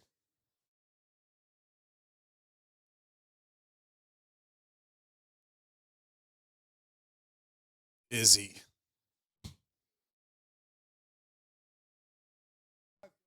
Fight. I don't know how I feel about the Izzy fight, just because he's been gone for a while. Against Drekus? Yeah. Yeah. When was the last time he fought? Pereira? I No, think- Strickland. Strickland? Yeah, Yeah. he lost to Strickland. That was his last fight. Well, But how long ago was I that? mean, Oh, Izzy's yeah. the guy who was doing like 2 to 3. He was one of the most active champions. Well, absolutely, in his yeah. reign. So I think he had 8 fights in I 2 think years. I think this time off's good. I Oh, think so the it's- problem okay. is in this day and age is everything's filmed, so this film study just becomes unreal. And when you're a champ for 3, you got 10 guys studying Two of you us. every day, just gunning for your spot. So I think a lot of Izzy's flashy tricks kind of started. I want going to to the see Izzy wayside. absolutely pummel him, though. I don't really care for Duplessis. Yeah. No, I don't know. And Izzy's one of my favorite fighters of all time. I liked his shit talking back in the day much more than I think where he started going downhill was ever since the Frozen comment with the shit talking. Like I love Freeze you like Elsa. I'll leave you frozen like Elsa. His shit talking was great. Post, I'll leave you frozen like Elsa. Not the best, huh? It's just been, it's like, nah, you need to get a new writing coach. Yeah, so this next fight's going to be a big one. So Davidson Figueiredo's moved up from, he's a former champion at flyweight. He's now moved up to bantamweight, so the 135 division. And he's fighting Cheeto Vera who's coming off a loss against our boy Sugar. It's gonna be interesting to see, how Vera comes back, because I mean, honestly, like fights like that can change people too. I mean, he got pretty battered against Sugar. So, I mean, it's gonna be interesting to see how Cheeto comes out here. And dude, and Figueiredo's a motherfucker. He is, he uses his jiu-jitsu so well. I mean, he just takes people down, gets them into half guard, passes the guard, mounts them, takes their back and chokes them. I mean, I feel like he uses like MMA jiu-jitsu like better than, ideally. I mean, it's like beautiful the way he does it. He's fast. And he's strong, man. When's He the was last huge time for one. Moreno fought? Brandon Moreno? Yeah. I don't know. Look. I feel like it's been a minute. Yeah, it definitely has. Honestly, it feels like a whole new era of jiu-jitsu ever since Usman, Izzy, Yeah. Volk, Of, like, and champions, you're Ngannou saying? were all in charge. And then like they were all like, look at us, the champions. And like a few months later, all just Gone. knocked off. Yeah. All of them. I mean, it just shows you how impressive people like. I mean, I know John Jones has a year off here and there for drug abuse and or injuries, but just shows you how like crazy it is for him to be reigning like since he was like 20 years old, fighting world champions. Yeah. So Moreno fought in February of this past year and lost. Okay. Oh, yeah, he he- lost 2 in a row. He lost when he lost the belt to Pantoja, and then he fought Brandon Royval and lost a split decision there. Yeah, So, and that was a questionable loss. yeah. So I mean, he was up at First Form recently. Yeah, him and Alexa are in the same camp. That's so right. Yep. there must be some connection with that first form. Whoever's. Yeah, and I know I think they have some other connection with what's the gym where Calvin Cater and Rob Font train out of? 'Cause It's in Philly, right? yeah. Will come up. Well, shout out to First Form too. I mean, we've the last couple people we've had on have been First Form athletes, and Yeah. just everything they do is top notch. Yeah, I mean, there's definitely some people up there that I definitely want to get on the show for sure. Absolutely, And we've talked about them. Andy. So. Hey, Yeah, yeah, that's one. Sal. Yeah, that'd be Love Sal, to have you guys I feel like Sal would be the perfect guest, or like the ideal guest for our show for what we talk about. talk about. Yeah. Especially a lot of the fatherhood Fatherhood stuff. stuff. I mean, if he's a great example of that, and his social media reflects it. So, if you're not following him, go check out his Instagram. It's at Mr. Frisella on Instagram. One of my favorite follows. So yeah, we got a big fight here, man. This is gonna be a war. Cheeto's typically a slow starter, and Figueiredo comes out like a bat out of hell. Figueiredo had a really hard time making. He did not make weight several times at 125, and now he's moved up And now I think he's a true. Nice I one. think he's a true 35er. I mean, looking at him, he's fucking jacked. Yeah. Something to take note for Cheeto, too, because Figgy's a high-level black belt, is Cheeto brought in Diego Pato, who's he's been in every, world champion style match in jiu-jitsu from IBJJF to ADCC, but he is a double champ right now, and who's number one. Yeah, I think he's Recently, I think he's doing CJI, right? Yeah, doing I forget. I'm getting a little confused on those rosters, but just a top world-class jiu-jitsu athlete right now. So hopefully that helps with some of those submission defenses, and you can kind of expect Figgy's probably going to jump on the back at least once in the beginning, so he's probably going to have to avoid that to start.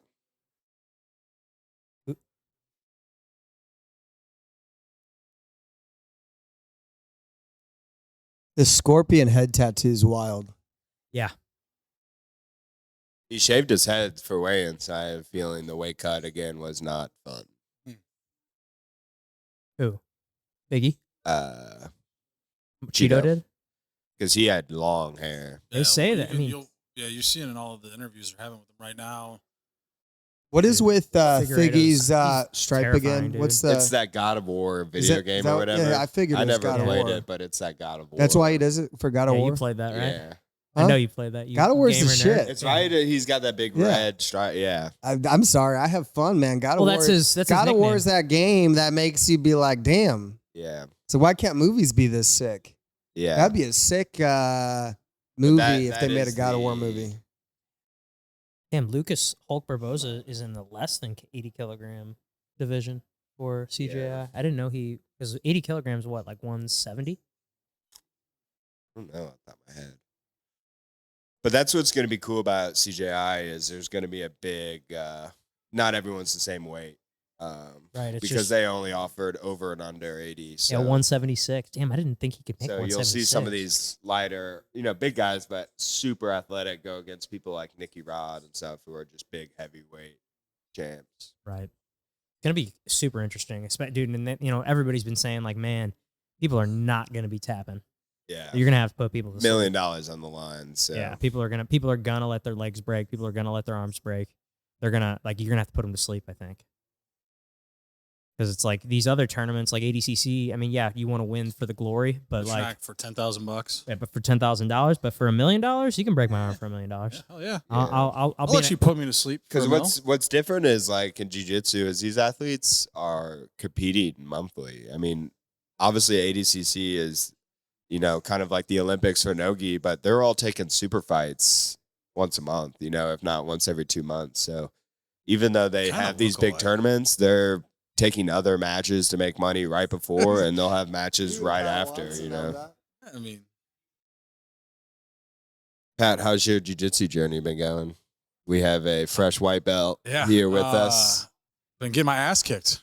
Heck yeah. if you can Fresh. go any day this I week. haven't been in the last 2 weeks. And gonna be gone next week. So jumped into the fundamentals just because that was the only time that could Yeah. work. But But honestly, that's good for you, man. The Oh, I moment know. you're able to get surrounded by Yeah, some of the better it's- people, they just can give you tips Well, more. what was incre- cool about it was like obviously I've been doing it for a very short time, but like obviously rolling with some of the higher belts, like obviously don't stand a chance. Fucking rolling with one guy that went to put me in an arm lock and then manipulated my wrist, and I felt it in my forearm. Like I mean, Zach saw it. My forearm ballooned up, and I haven't been back since then just because I've been dealing with that a little bit. Yeah.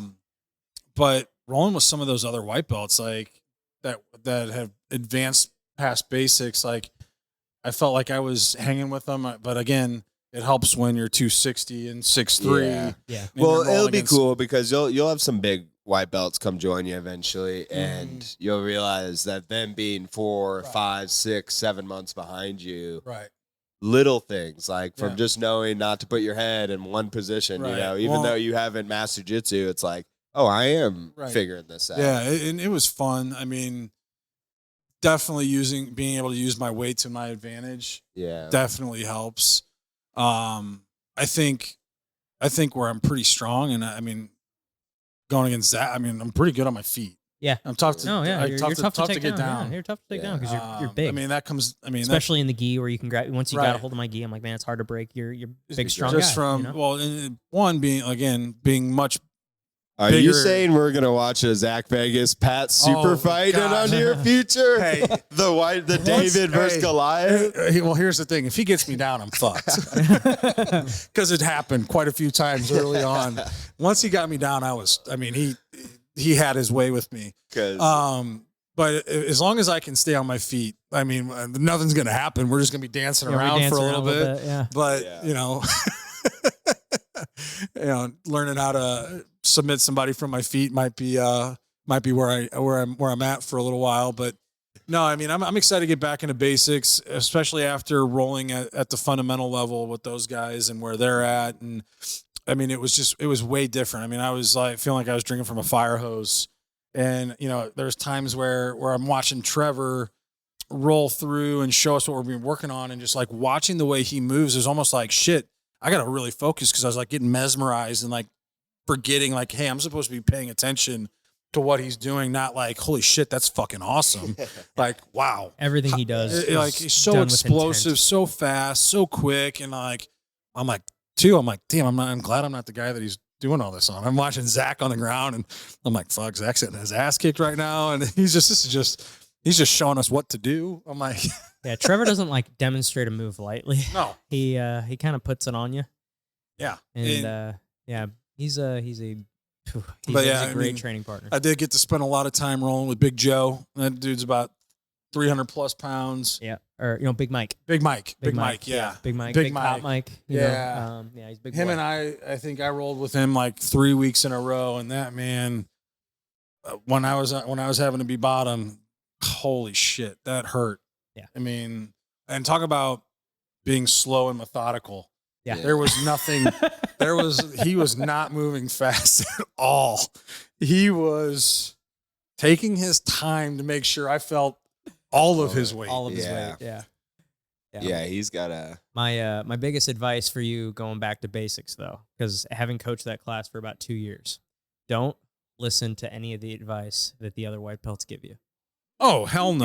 I'm only there's going to one listen. thing- I'm only going to listen to what the instructor's having to say. Because one thing I noticed from coaching that class is people that have been coming for like a month think that they like know some things, and then they like try to start like teaching the. Well, and I felt like when I was doing it, I mean, obviously, yeah, but I was like, I'm like, hey, they were saying to get an underhook here, Yeah. and crossface, not like some of the like that was like basically all I was ever saying. I'm like, yeah, I think they said to do it this way. There's nothing. No, There's there's nothing nothing wrong wrong with with, that. like, Nothing wrong with I'm that. not going to sit here and try and give advice like, oh, hey, you should try this. I'm like, I don't know, fuck all. Yeah. So I Like- started covering basics now. Yeah, Nick took because over my Zach class. can't quit popping out children with his beautiful wife Gina. So I have no kids, so I'm free every night, and so I've been coaching. But How much even better though- do you feel like you've gotten since you started coaching? I mean, I've been now, like, I always say I'm a substitute teacher for over a year, probably. Yeah. But what I did for over 2 years was just a walk around shift. And because we have such big classes, I just make sure like a lot of the white belts are doing okay in the big class, not the Yeah. basics. And it just helps you like see where moves consistently go wrong. Yeah. Like, especially when we're drilling the same thing. You're like, every time this guy places his hand here, he gets swept. Like, Right. And you get that from that out, from watching from the outside, where you can make that mistake yourself all the time Yeah. and not always, correlate that. So I feel like that's the biggest thing is you just get a look at why these moves fail, especially at the basics level, because they don't have another option. Sometimes upper belts make mistakes via bad habits that they created, where new people are either just listening to what you told or just like creating Their own shit. their own mistake. Here we are about Yeah. 40 seconds. But in the I first round of really, this I one. don't like them coaching each other, but I do with my main training partners. I've realized communication with your drilling partner is so key. So I've been trying to put that in their mind, even though they're so new, that like, you guys need to talk to your partner and not just tap the moment a choke is on, or like give up as soon as you fall over. Like you need to be like, hey, that didn't really feel good. Like Yeah, that didn't feel smooth. there's no pressure there. You didn't feel heavy, or I really just fell over. You didn't actually sweep me, which happens. Yeah. Sometimes you just help your partner out and you fall over. You're just being a good the partner. sweep. But you need to like be like, hey, no, that really wasn't right. And not that you need to tell them how to do it, but say, hey, call the coach over. Yeah. But we're going to jump into this fight real Figgy quick. with a takedown right into half guard, as I mentioned earlier. Something that he this is does going to be pretty a great often. fight.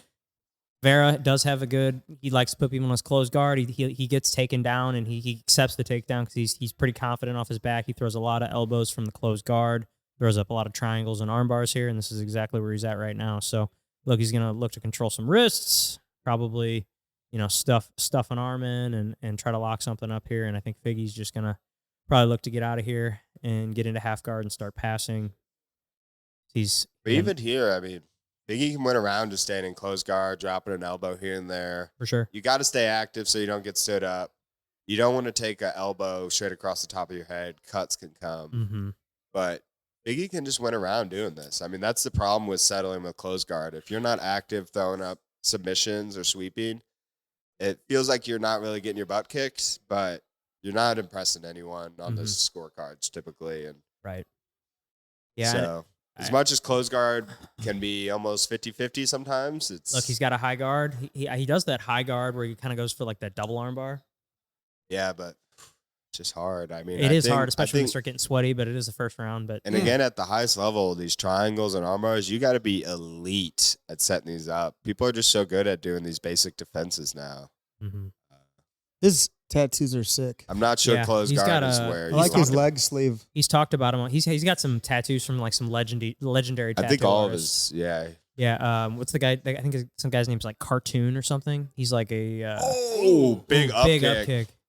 Ooh, and Figgy. But again, he's not building up. He's just turtle back down. Nope, Figgy's gonna. No, all right, we're back on the feet. All right, Damn, let's all right, go. we got a fight here, boys.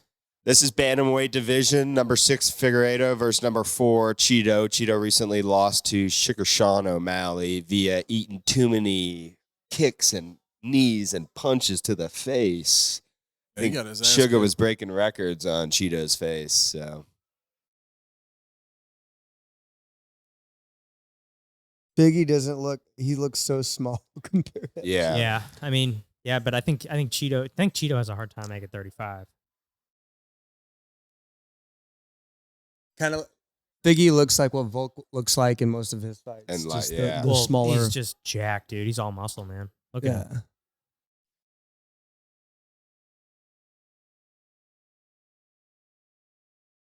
Say right now, Figgy's winning the round. Got the takedown. So. Yeah. Didn't do a ton with the takedown, but was on top, threw a couple blows.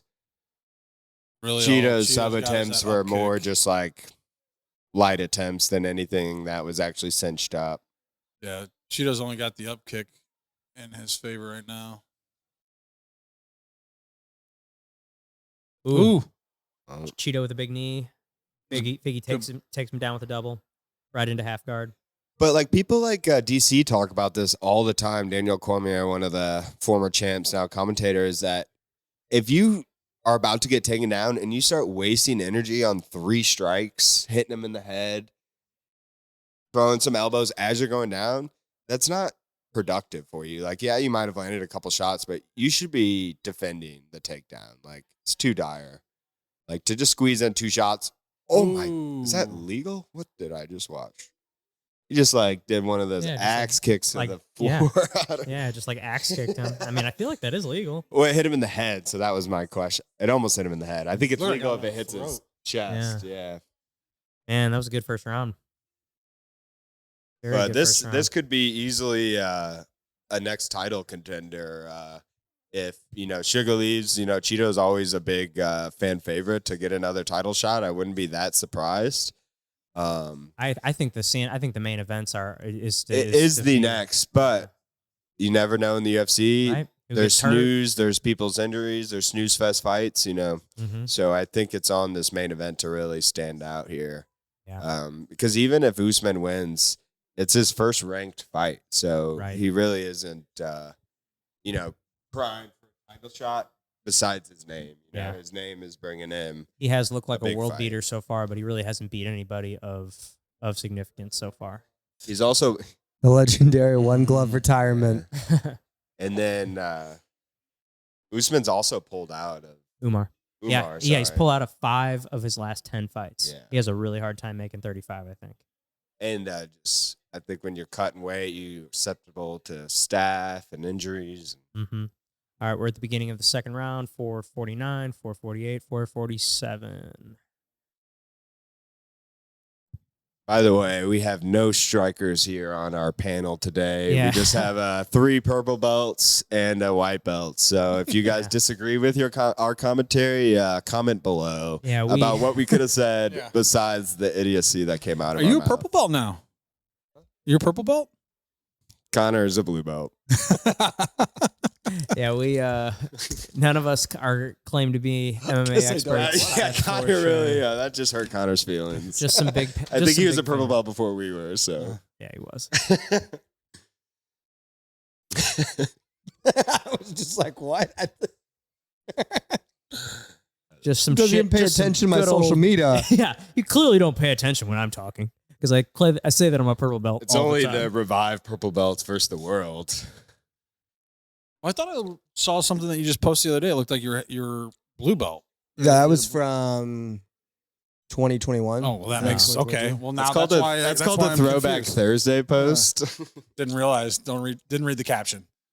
Saw the picture. Saw blue belt. That leg sleeve is sick. With the Japanese style one. Yeah, on his that left one's leg. cool. Yeah, I'm gonna do it. Sorry to disrespect you there, low T. Oh, I don't care. Man, I'm looking forward to finishing off my sleeve this year. I'm gonna do You're it sometime doing soon. your bottom half. Yeah, I can't wait. You thinking You know about what you're putting gonna your get? girl's face on there? Yeah, I'm gonna get Gina's face and my mom, my dad, my. He's gonna my do a kids. Zach and Pat show sleeve. Yeah, a Zach and Pat show sleeve. for Honestly, sure. the only thing Don't that ever sucks leave him. about having this, Yeah, don't you ever leave me, Pat. I'm just gonna get Pat's face on my other arm. the only thing that sucks, as much as I love having my whole left arm done, is it's like all I have now. I'm doing patchwork on this one.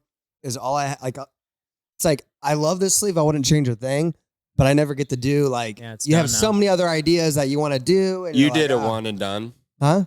Like you did a full progression of your sleeve. Yeah, this is all like was a Well, whole yeah. thing. Yeah. Plan. So, but like obviously I have plenty more. Like I'm gonna. You did the tattoo method whole- where they put you to sleep and you wake up with a full God. sleeve. They Yeah, got 3 some of guys the, working on you. That whole that's so extreme and crazy. How many hours is your arm? I mean, I'm not excited to ever go under, 42 or So- 44? let alone for a tattoo. You said 32. 42 or 44, something 42, like that. Yeah. I think mine was about. I mean, mine's just a half, and this was probably close to like 20 something, probably 20, some between 22 and 24, Yeah. probably. I mean, I also when Tommy did, saw him I mean, at the he powered through it. I was gonna His whole say, you inside guys of my both have arm was great 3 work. Why don't you sessions. give a little shout out to your artist? Yeah. Tommy, I love you. TSL Tattoos. Yeah, this He's only shit is known for amazing. tattoos. Anytime you see him in public, be like, you're the tattoo guy, right? He loves that. Hell yeah. TSL Tattoos. How about you, Yeah. Zach? I've gotten mine both done at Art Monster. This one was done by Caleb Giannino, Scallywag Art on Instagram, and then this one was Chris Sabatino, the owner of Art Monster. Chris Sabatino Tattoo on Instagram. yeah. Yeah, I think I'm gonna have Caleb finish this arm. and Billings, then- Montana. Yeah. Oh, hell yeah. I was just in Bozeman. Yeah. Billings. I got my nipples pierced at Claire's. Real nice lady. Yeah. He only She cried. was real gentle. I only cried a little bit. Forgot her name, but she was sweet. To be honest, guys, I haven't been paying a ton of attention to this second round here. It's been active. I mean, this second round's been more on the feet than the last round and just trading. I wouldn't say any big shots have Nothing landed. crazy. But they're bringing it.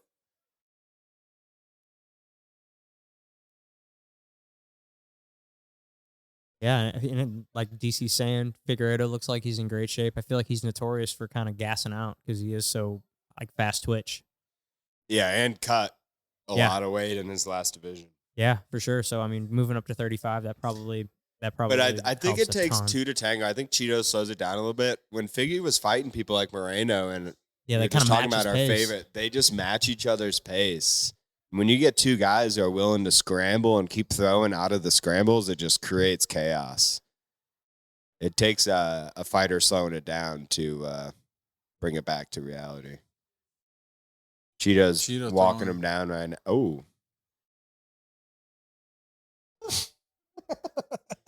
I love he just fought for 10 minutes in the one shot that happened at the bell. You're like, come on, man. Like after he did that whole karate chop in the last one, that was questionable timing.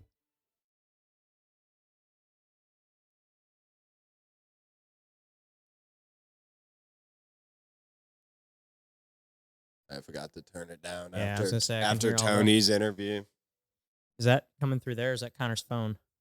Huh? You have your sound on your phone? No. Okay. I couldn't tell if it was coming through the TV or your phone because remember I got the headphones on so I can hear. Yeah, I just had turned it up for Tony's one glove. One glove retirement. The one glove retirement. Yeah. What a Tony thing to do. Yeah, so I would say, who do you think is up here, Nick? Figueiredo, 2-1? No, he's not retiring. There's a video of him walking in the hallway afterward, and it says, "It ain't time. I got shit to work on." You see him, he's like, "It ain't time yet." He's literally like, I'm like, bro, you're 40 years old. You've been working on it for the last several decades of your life. What's going to change now? All right. I mean, he's such a legend, but I think the thing that's working against him is that, like, you're going against younger dudes. You're 40 years old. You're not as sharp as you used to be. Yeah. Cheeto has landed 45 compared to Figgy's 28. Figgy did have 2.5 minutes of control time that first round. So Figgy's shooting for the takedown. He shot 2 single legs since the beginning of the round. We're 30 seconds into the third round. Cheeto was able to stop both of them up against the fence.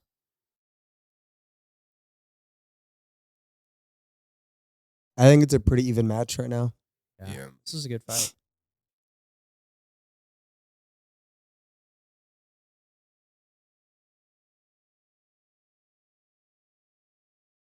Cheeto's takedown defense is looking really good. Sure. Biggie, let it go. This is where you're going to get gassed. Gas it in the last one. Let's go.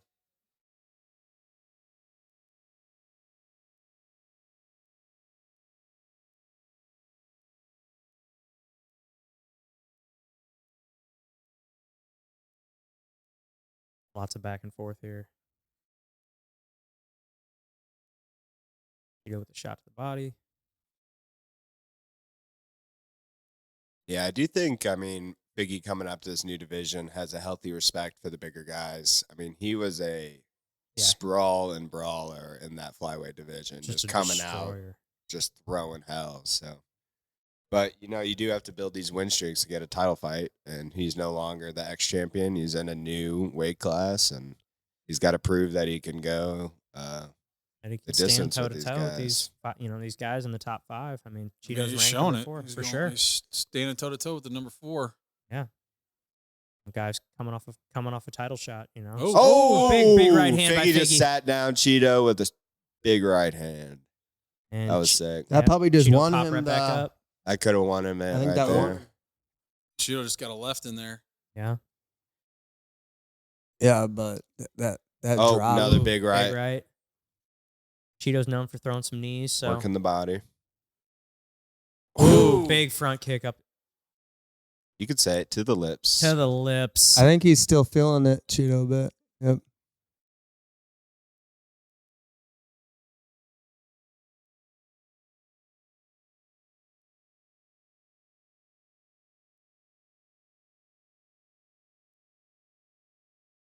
Yeah, that was a big knockdown. Yeah, if nothing significant happens here, that could have won the round for him. I think so. Plus the control in the first round. I'd say 2-1, Biggie. Again, we are not MMA experts.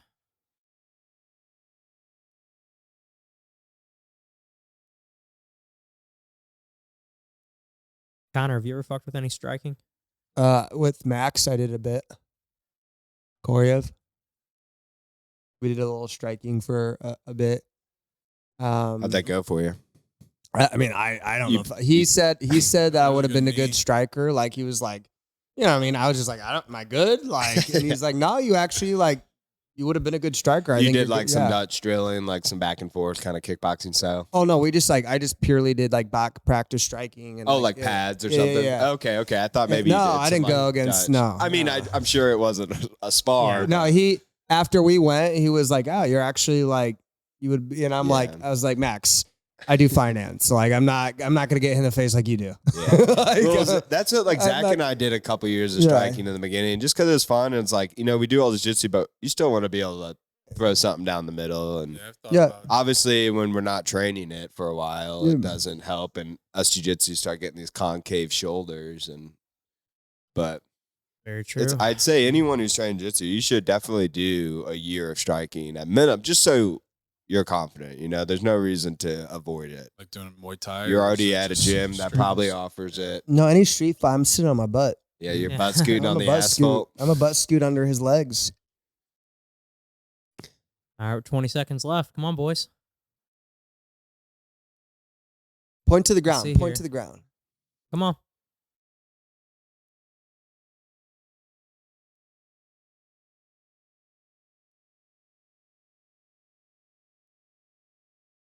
Ooh. Oh, that was a slip. Yeah. Great fight. They brought it, put on a show. Who do you think won? Yeah, I think I'm thinking I Figgy. think Figgy Unanimous. won it. Yeah, I think so. Poor Cheeto. Cheeto just. I mean, it was a good fight. I mean, he didn't look bad. I don't think he did enough to win. Yeah, I don't think he did either. Just feel bad for the dude. You just can't catch a break. Yeah, coming off that big loss. Our boy. I think I want to try striking. Like, I think it's a similar, like, from baseball in terms of being able to throw a punch. Yeah. That I think It's power good. that I have. The only reason is like once we got so addicted to jiu-jitsu, it's just so hard to like go back and forth to class if you want to do a lot of jiu-jitsu. And you just have little like injuries that like if your toe hurts, you're not excited to go like kick a freaking pad after that, and it's Right. like, I but just you can think- train with some bum fingers and toes in jiu-jitsu. I just think unless it's your full time to be an MMA, if you have a real career Yeah. and you have to choose a discipline, Right. I think Yeah. the respect you get, the journey that you get by becoming a black belt in Brazilian Jiu-Jitsu, it's worth it all. And if you want to hit that level, it's extremely difficult to stay motivated to be able to do jiu-jitsu at that level plus everything else, because to get to that level, it's so demanding of your time. And bar none, my favorite part is we can go 100% Yeah. and still come out relatively healthy. Yeah. With striking, you're either hitting pads, Right. maybe doing Dutch drilling, which is fun, where you're kind of doing like light back and forth. But if you're sparring, you're damaging fighting. your body, like Yeah. whether it's muscles or your noggin. Figure out. Yep. I Figure saw it that. out. Yep. Cheeto back to the drawing board. Yeah, man. What do you think's next for Cheeto? I think it just seems like if he would have brought it a little more, Yeah. like sometimes I think that slow pace is just part of his game, but he was bigger shot when he landed. Like Davidson did not enjoy the hits, obviously, but like it would back him off a little bit. And this is why you don't sell pay-per-views. Because he doesn't speak English. He speaks. Or you just poor Little. post fight. I hate Captain Eric behind him. This guy's got a bejeweled belt Yeah, on. look at his jeans. Dude. With spikes. He's always got some goggle glasses. Who But is that? he's a coach manager, but he's one of those guys who talks more than his fighter. And so he's got his role. He's got his WWE style promotion, but Look at those his name's fucking- Captain Eric. He actually was with Cejudo, I believe, during his Olympic run as a young. So he must have a wrestling background. Now turned MMA. I'm sure he's been well versed in MMA for a while. Yeah, but those. I'm those sure he's a pants great are coach, ridiculous. but he dresses like a goofball. What do you think about me getting a pair of those, Connor? His glasses. Think that would no Wear a him pair to of the those next pants? closing. Yeah, wear a pair of those pants. You think that would make me look good in Clayton? Oh, I would not be friends with you if you wore those pants.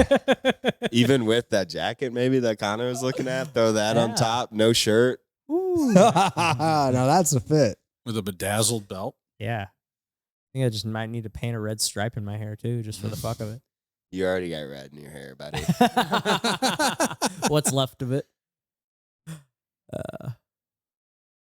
God, that's a terrible look. Look at those veins coming across his chest. Look at those pants. What is he doing? What is he doing? Oh, they like the shoes too. You gotta like watch out like who you're standing next to with those things. Those are like spikes. And Figgy is out because he just got stabbed in the leg Yeah. with 100 spikes. So there was a jiu-jitsu card last night out here in Abu Dhabi, and it was called like AXP or something. I'd have to double check, but a ton of Chad Mendez and Uriah Faber, who were just pictured, both had matches. They won. Really? Those are OG like Team Alpha Male MMA fighters, and one of the fourth generation Gracie nephew of Henzo competed. And Henzo is out there saying, you know, this is the future of Gracie Jiu-Jitsu and that we're 4 generations deep. And he, you know, put a big claim out there that the Gracies are going to continue to, you know, rock the scene. And, you know, they've been a family that brought it to the United States. But as you know, American Jiu-Jitsu is kind of taken over. It's been exposed to everybody all over the world. And so it's kind of a new scene with people from Russia to America to Brazil, and it's anyone's game. But the Gracies definitely hold a big spot in everybody's mind of officially, you know, making it a breakout For sport. sure. 100%. And proving its knows that dominance. It's there, you know, it's here because of them. There's no denying and they that. were some of the official like dojo storm people that you always hear about back in the day, where they'd go to karate schools or go to a boxing gym and be like, hey, let's just fight and see who wins. And some people must have lost their arms in those battles. Yeah. And was it Ryan that was telling us on the show how he went up there in New York and was training in Yeah, he went up to Henzo's. Yeah, Yeah. Ryan Hansen, who was on the show, he took like one jiu-jitsu class or a couple jiu-jitsu classes prior to coming to, you know, when he was in New York, before coming to Watson's, or before he coming to St. Louis. Or he's from New York originally, moved back there for a little bit. Now he's back to St. Louis. But when he was in there, he said he trained at Henzo's. Does he have in two the different Blue colored Basement. eyeballs? He's blind in one He's eye. blind in Oh, one shit. eye. Yeah, so he's blind in one eye. This guy, he's a destroyer, man. I watched a couple. He's of a his fights. striker. Yeah, so he's they call him the pirate. No, it makes sense. Yeah. Yeah, so he's missing one eye. So he only fights over there essentially because he can't get sanctioned in the United States anywhere. 'Cause none of Yeah. the athletic commissions will let him fight with Real one eye. quick. But they Real claim they're quick. going to bring him to America, so they must be looking into it. Have you guys seen any of this shit? The slap champ? Yeah, the slap. So fighting. there's a guy I went to high school with whose sister was married or was with Pat Maroon for a while. But yeah, he's on this. TJ Thomas. Okay. He's a St. Louis guy. Yeah. Yeah. Graduated from Oakville. Spies like that kind of stuff doesn't I don't know. like we don't know about that, but Uh, that's awesome. Or TJ Thomas. It's TJ blown Thomas. up. I mean, Not Dana Thomas, TJ says these Thomas. things get millions and millions of views. Oh, I'm sure. And the pay's gone up each season. The stakes have gone up. Everything and that's what it takes. Just every year you got to get Fucking better. Sit there and get fucking bitch slapped. Yeah. Well, he says the reason it's success is because it just does so well on social media. yeah, just You know, clip. because it's like Right. these fast 1 second. fucking 1 second clips of dudes just getting KO'd. I mean, it's like you watch, you know, I mean, how many fights have we watched so far where we've seen someone get knocked out cold? I mean, I don't think we've seen any so far on Not this yet. main card, but like, you know, that's what we're wanting that so bad. Right. But these are like, that's like almost like a guarantee that that's going to happen. You know? I don't know. I just can't take watching someone slap someone serious. It's like Yeah. I don't think I'll ever watch it. Yeah. I'm not. Just simply for the fact that even the clips I see, I just could care less about someone standing there taking a slap. Yeah. I mean, I think we're just too like in the know about true fighting. Yeah. And we just seen people risk it all. Yeah. And we have Yeah. friends who have fought. And the damage that they're taking, plus most of them aren't really athletes other than they can throw a slap. Like you don't have Dana any- said he's now going to like NCAA D1 programs, these football guys who are done, you know, they're done Yeah. playing These football. big old linemen. He's like, let's go. He's like, people are interested. And, you know, I'm like, you already got I guarantee concussions. it's You not- might as well get. I guarantee it's not a 40-hour week job. So What? It's kind of hard to practice that. You can't practice getting Yeah. smacked Yeah, how in do the you face. like? It's one thing to practice boxing, but how do you like? You're just slapping a bag. Like you got a good ex-wife. Yeah. Notice I said ex. No Yeah. way you're keeping her around, slapping her like that. You gotta This, do the old what is it? What did he say? The heavyweight that just won. English guy. Why can't I think of his name? Aspinall. Aspinall. You know, he said, what did he say? Dips his hands in petrol to make his hands Yeah. harder. It's Yeah. an old gypsy trick. Yeah, he old said. gypsy trick. Yeah. But even Paige Van Zandt just did power slaps. So Yeah. they're bringing in think the he dips his cuties. lips in They're there, bringing too? in the cuties. I bet he dips his lips in there. Not just his in the fists. petrol. I don't even know what that shit is. Toughest lips, toughest. Have you seen the guy that catches? Have you guys seen the guy that catches the marshmallows? Yeah. Yeah, what he Insane goes- Shane, dude. Yeah, Insane Shane, and he's like, Dude, he's like one of my best favorite mouth on the internet. Dude, best mouth. that is The way he does, like the sound when he goes, "Ugh," and he like spits it up, and it's just absurd. Dude, he does Insane some shit. crazy shit. You guys see the ones the other day where they do the no dodgeball or the undodgeball where they throw shit at each other, no. and they were like at first they were doing like footballs and stuff, and Yeah. like just basically they can stand there and get hit in the nuts and or they have to just cover their eyes, and so if you get hit in the face, Yeah. you're like it's like X amount of points. If you get hit in the nuts, it's X amount of points. But they were doing it with marshmallows and a tennis racket, and they were doing it like on the side of a house. Oh, they like, right here. shattered that And They window. shattered that window. with the marshmallow. With a No, marshmallow. It's honestly just my like as insane as it is. I don't think I could catch as many things with my hands as he can catch with his No. mouth. Dude, And 60 seconds later, he threw the other glove. Yeah. Yeah. yeah. And then he's like, I don't know, I haven't fully decided. Makes it to the hall. Yeah, I'm not done yet. I'm We not jumped back. retiring. We went back to Tony Ferguson. Yeah, just went back. Like, to let me Tony get back Ferguson. home and think about it. It's like Yeah, it was he that- goes that- in that the walk from the ring to thinking the no hall one's still was- recording. Thinking no one's still recording. Yeah, I'm not retiring. Well, I think No it was one the heard fact that. that the crowd there was cheering him on. You know, I feel like that was part of the Yeah. reasons he didn't want to. You know, Yeah. it's like he's standing there like looking to the crowd to basically make the decision for him, and you know, of course, everybody's gonna be there cheering for you. So it's like it's kind of hard to turn that down. You know, I don't know. Maybe I that mean, was who part do of it, they but- hand? Like, what do you want? Like, the question is what do you want out of this now? Like, is it Right. is it just Yeah, you like, just what want else to are you trying fight? to Is it prove? fun to train that hard for 2 minutes in there to get choked out? But Like, it's also like what is Tony gonna do? How else does he make money? You know, I don't think he's. I mean, to my knowledge, he doesn't have any businesses going. You know, he doesn't have like kind of a and I think that's the case with a lot of these fighters. Is there's very few of them that set themselves up with kind of other things, because after this, it's like, what do you do? Do you go into coaching?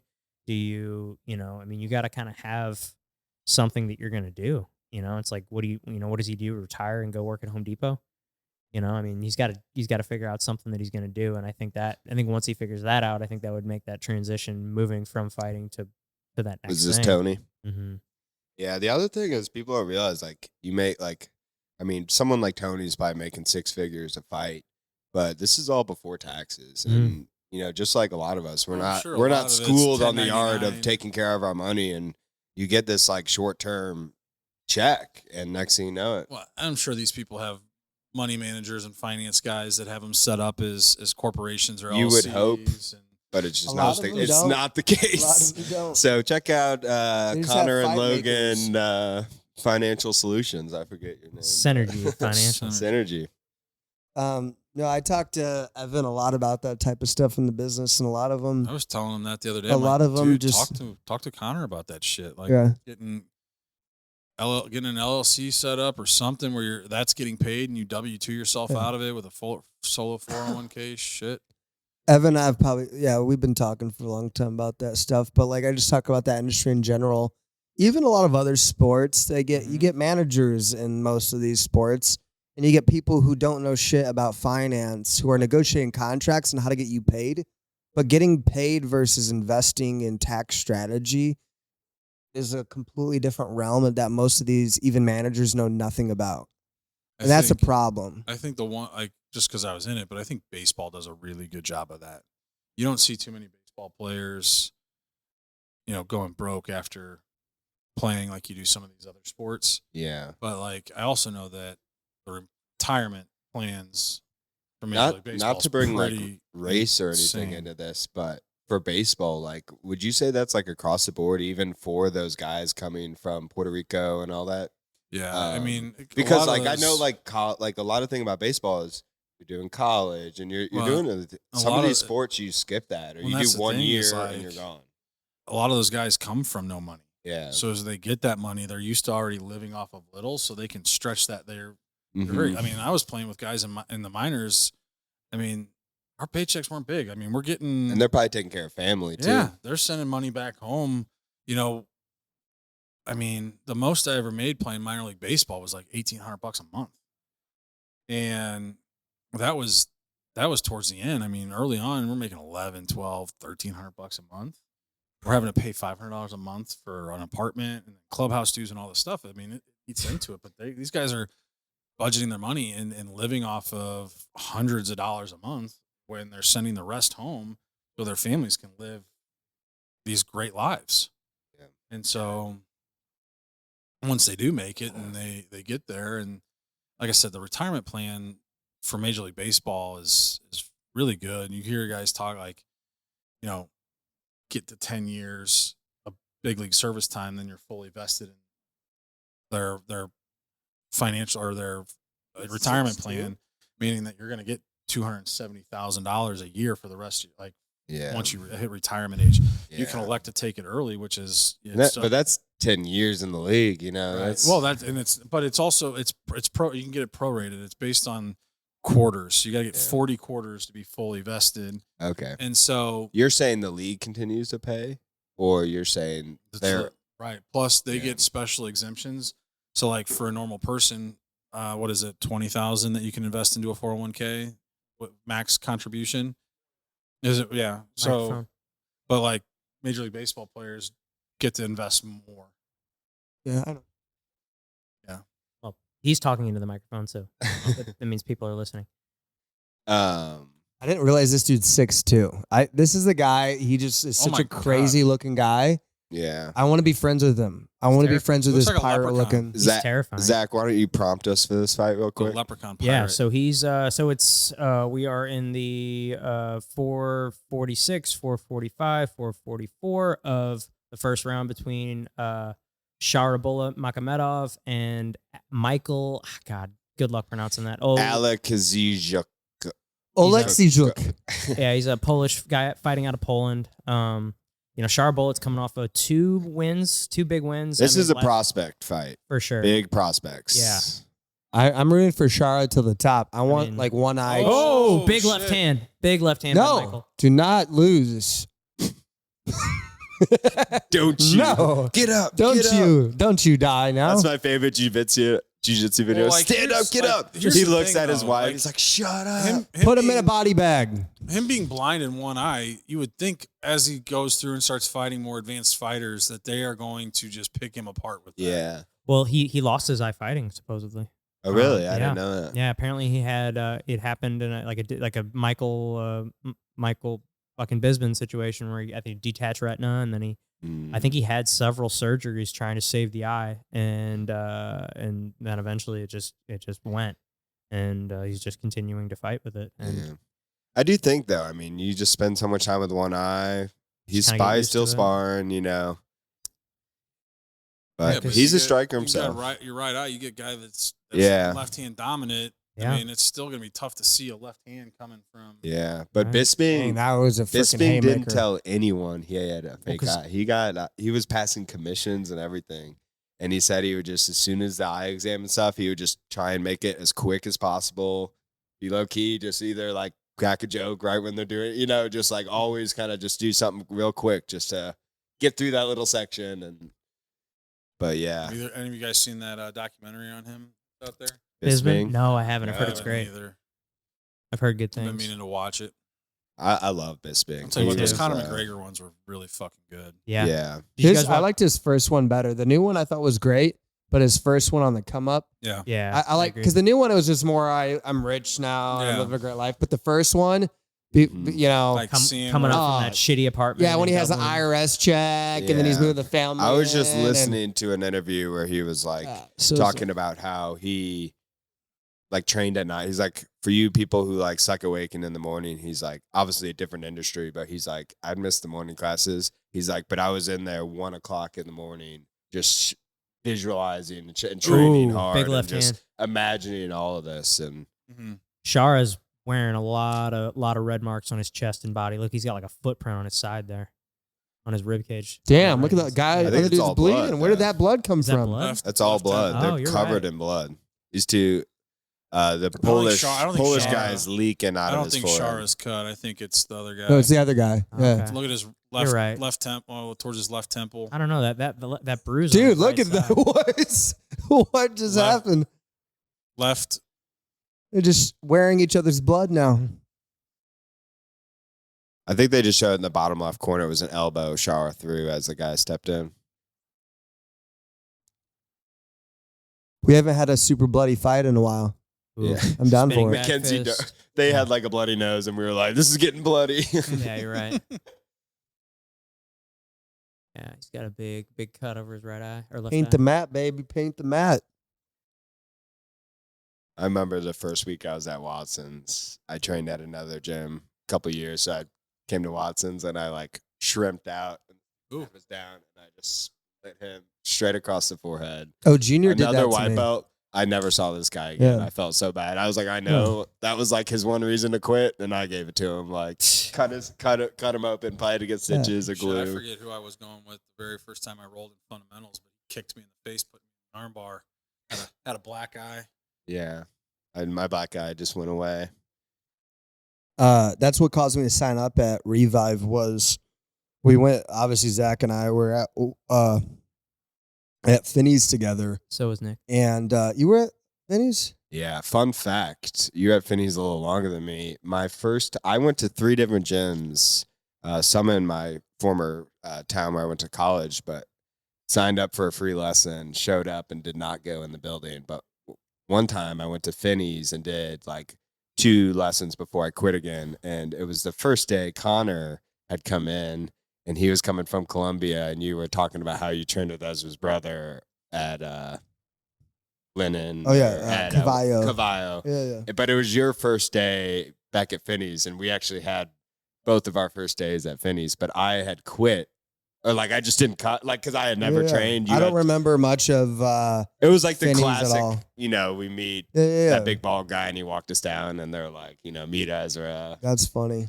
Classic Ezra, gave us about 2 seconds of time, and he's like, just grab a partner. Yeah, partner. I think my watching first day, he made me videos just on his shrimp. Instagram. He made me just shrimp by myself because there was like nobody else knew, Yeah. and I just shrimped by myself until sparring, and then I just got whooped. Yeah, no, and I spent the whole time just like shrimping against the wall. What caused me to go to Revive was Ezra did a seminar at Revive. And Uh, that's the one I went to. Yeah. I went there. and then I went against Junior, and I came in hot. And I was a new blue belt. Aren't you at the known for time. coming in hot? Well, yeah. But now I'm calmer now just because I'm older and slower. Yeah. But I'm not like, I don't know. As quick think as I Adam used to be. himself says something different. I mean, I used to be faster then. Like, I'm still slower. Yeah. What are you, And, like 36, 37? Huh? hey now. Excuse me. Hey. But no, Junior cut my face open in our first match together, and I was bleeding. I had to stop because my face was bleeding. And then I signed up. I was like, well, this is a tough gym. I was like, I'm not like, if I can't handle this gym, like, you know what I mean? Like, for me, I want to join the toughest gym. Yeah. And I, like, but you had already I knew that experienced gyms too. Yeah. I had experienced other gyms, and I was like, I need a gym that's just tough. Yeah. And, they bring it, like Nick will always bring it. Junior always brings it. They don't give a shit what belt you are. Yeah. And I love that about that place because I knew, obviously you want to learn good jiu-jitsu, but at least you get tough beaten into you there, and I signed up immediately because that was my first time feeling like a gym was like, damn, okay, like you guys don't go light, and all the white belts were good too. That's one thing. I don't know how it is at Watson's, obviously equally talented people, but I'm always impressed by how talented the lower level belts are at our gym. Mm-hmm. It's just like we got savage white belts. Shout right now. out We to got savage Tac blue Team belts. Midwest. Yeah. Yeah. I think it's the same at Kyle's. Is they spend time with the white belts, and even Heath Pedigo and those guys are known for like you invest in the white belts, turn into blue belts, and so on. But you have to invest in the white belts. I know what our school does, which is a little different than a lot, is we have like a 3-month program that both Zach and I have taught for some time. And that's just working on basics. Like they don't have to worry about all these elite level guys beating them up right away. And they're just doing sweeps and traps and all that, and just getting used to the idea that jiu-jitsu is a game that you got to play, and it's not just a brute force. Let's just run at the guy. And at my first gym, I felt like that was the case. We just sprawled and brawled, and it made me tough as nails, but the technique wasn't there. But I think all of the tag team gyms is technique first. And we just also happen to be tough, but all of our coaches are teaching high level jiu-jitsu that works. And I think at all the gyms, like every time I visited Josh, Revive, we're not doing foo-foo moves. We're not spending 20 minutes doing a move that was online one day. Like we're doing hard-nosed quality jiu-jitsu. High percentage, stuff. And that's what gets it done when it matters. And I think that's what makes the gyms even tiring sometimes. It's like after work some days where that there's only going to be a high-level technique. And so, the higher level you get, the smaller room for error. And you're like, oh, shit, I have to be so technical this round. And if you start going just brute force. Knock that shit out early then. It doesn't, after work. Huh? Go before work. Yeah. That's 6 a.m. crew. Yeah, that's what I love. God. Watson's has a 6 a.m. class I've never been to, but you'll go to like a team day on open mat, and this guy will be like, I've been under for like 5 years. And I'm like, who are you? I'm here every day. I've never met you. He's like, I come in at 6. I was like, that's crazy that we could be in the same building. Right. Yeah. And just never know. It's like even like some of the lower level guys, I've been really impressed by the technique that they've been throwing out. And then of course you'll get the people who are just trying to muscle the shit. And I'm like, dude, you have not made any progress in the last 3 minutes. Just stop hitting my ears, please. It's always white belts who are spazzing. They're like, ugh! And then they start bringing their knees in, and you get hit in the ear. Like I had a guy on our team. He's so he's just super athletic. He doesn't know jiu-jitsu yet. Yeah. And he's super strong, and he's got probably 20, 30 pounds and some height on me. So he if I don't hold him down and keep the pressure, like I can see when he's starting to use that muscle. It doesn't necessarily work too well, but doesn't mean my face isn't getting I'm just trying to dig my head in and try to get back down. And I'm like, bro, please stop hitting my ears. It's always the white belts. Yeah. Always. Ooh. Michael with the single leg here. Oh. Gets a body lock. Has him pinned up against the fence. Yeah, I would love to make a 6 a.m. class at Revive. I live 35, 40 minutes away though. So for me to do that, I'm waking up at 3:30, 4 a.m. to go train jiu-jitsu. No, thank you. Never is going to happen. I'd be like, please don't touch me at 6 a.m. I used to think that too. Like I was like, man, I'd love to do morning class before work. Like my last job, we had concrete hours, so it started at 8. So I was like, I do have some time in the morning.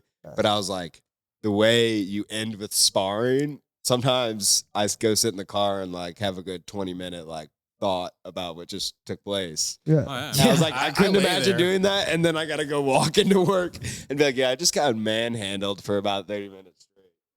So, 'cause that's what's cool about jiu-jitsu is afterwards you kind of have a reflection period. Yeah. Especially just the deeper knowledge you get or just how much, heart you put into it.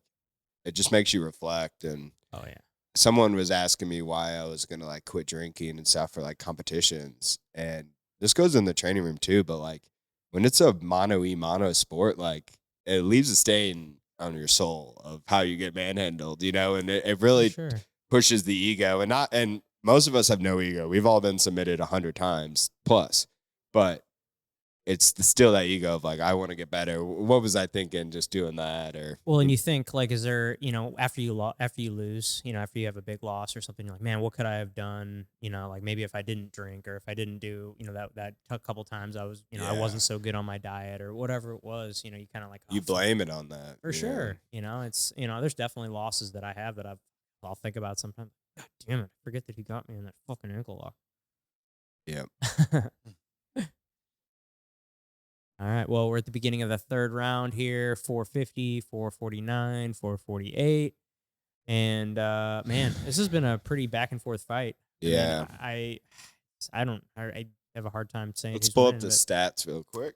yeah, I mean, I would say Shara's winning just because he looks like he's done a little bit more damage. But, I mean, that could just be, You ready for some stats? yeah, hit us with it. On ESPN MMA, it says the first time Cheeto Vera has been knocked down in his UFC career. Damn. I remember that. Even being Sugar just had him yeah, dude. on skates, but he never fell to a knee. Right, because he hit him with that knee. It sounded like he hit a coconut with a baseball bat. So some mid-fight stats real quick. We're less than 4 minutes, and the fight will be over. But we have Shara with 83 out of 164, and Michael at 63 out of 140 thrown.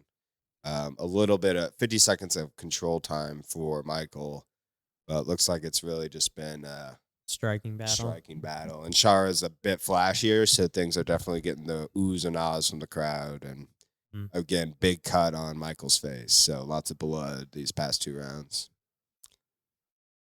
Shara's been landing a lot of kicks. Yeah, he's really good with his kicks. I mean, look at how tall he is too compared to this guy. Got that big beard too. Yeah, I mean these are middleweights, 185. They're every bit over 200 pounds right now. Yeah, so for sure. Some big lads. They're between 200 and 215 right now. Oh. Wow, that big side kick to the face. Looked like he was just out of range, though. It just pressed against his face. Yeah. I think he was a little too close, honestly. I think you want to catch him on the end of the strike with that, don't you? I mean, again, none of us are striking experts here. Kick to the body. Shara looks in better shape, condition too. Mm-hmm. Doesn't look like he's too tired right now. He's still going at a good pace. He's still bouncing around. Looks like he's just. Yeah, Michael's throwing some kind of looping shots. Yeah, Definitely looks a little more flat-footed. He's really good in this clinch here, in this tie clinch. He'll lock you up and start throwing knees. 3 knees out the middle, followed by a roundhouse. Yeah, he's a bad man. Or not a round. What are the question mark? Yeah, he throws that question mark quick. Right? Question marks where it's like you're going like a front kick. Yeah, I know, but the roundhouse is a spin, right? Yeah, just like a normal round kick. Okay. Michael going for the takedown. Yeah, he's got a body lock. He brings Char to the turtle position. Char comes to the wall, using the cage to get up, wall walking. Michael's still got the underhook, though. Still trying to get back down. Staying on his feet. Now he's got him kind of more in that like front headlock position, controlling some wrists, pinned up against the cage.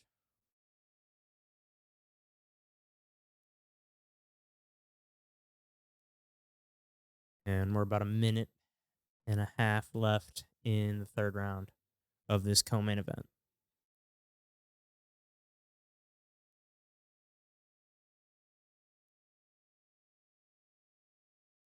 I wonder who. I mean, I think Shar. I mean, as of right now, I would say Shar is definitely going to win the fight. But I wonder what they do with him, because we have commentator pretty low, but right now they just said unless this Michael guy is going for a submission, he should really be slinging and banging right now. Yeah, he needs to win by knockout if he's going to win. So it sounds like the commentators are agreeing leaning towards Shar Bullet. He shoots for a takedown. That's it. And Nice. run the pipe, puts him to his butt. Ends up in the like a closed guard position Open. here. Damn. Open guard. With that bruise on his right leg. Yeah. Oh yeah. Got kind of like a knee shield. Nothing was crazier than Dominic Reyes footprint versus I think it was Jan Blachowicz. He threw his like side kick on the side. just Right, one kick, immediately. Yeah. entire side. Just a giant bruise. Just a footprint on his rib cage. Wild. Char's getting some good elbows from From the bottom. Yeah, from closed guard here. He's a dangerous guy. I don't think have we really seen him grapple much? I don't think. No. He hasn't even tried.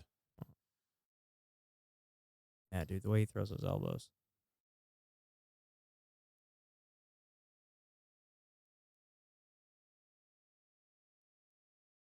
Yeah.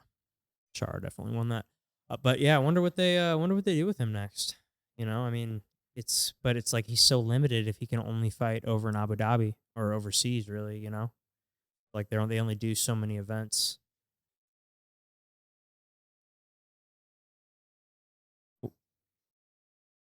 Oh yeah, I remember that. I was watching that. Does Reyes still fight? Yeah, he's just fighting. won. He just had a win like a month or two ago. What's he ranked right now? I don't know. I mean, Light heavyweight's pretty open though. Yeah, I mean, those big divisions, man. Those title guys only like I think it's always like 1 or 2 title defenses, and yeah, they don't stick New around for champ. long. Yeah, because it's like, I mean, it's like anybody in that division. It's just like they're swinging hammers around. It's like somebody's bound to get clipped with one of them. Francis left at the Well, right time. Yeah, well, yeah, for sure. I mean, it's also like now that Pereira or Pajeda is the champ over there, man. It's like who's gonna fucking? I mean, I think they really need to get like a big, strong wrestler in there. I just listened to that Rogan episode with Khalil Roundtree. That would be a fun fight. Khalil and Pajeda. I think that would be an awesome fight. I really like watching Khalil Roundtree fight. Got that awesome Muay Thai style, and yeah, he's just he's a good fun guy to watch.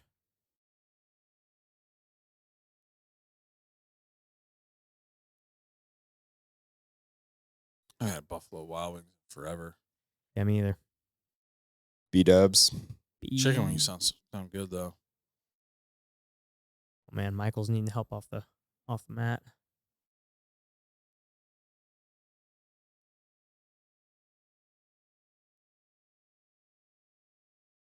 Undefeated Shara Bullet.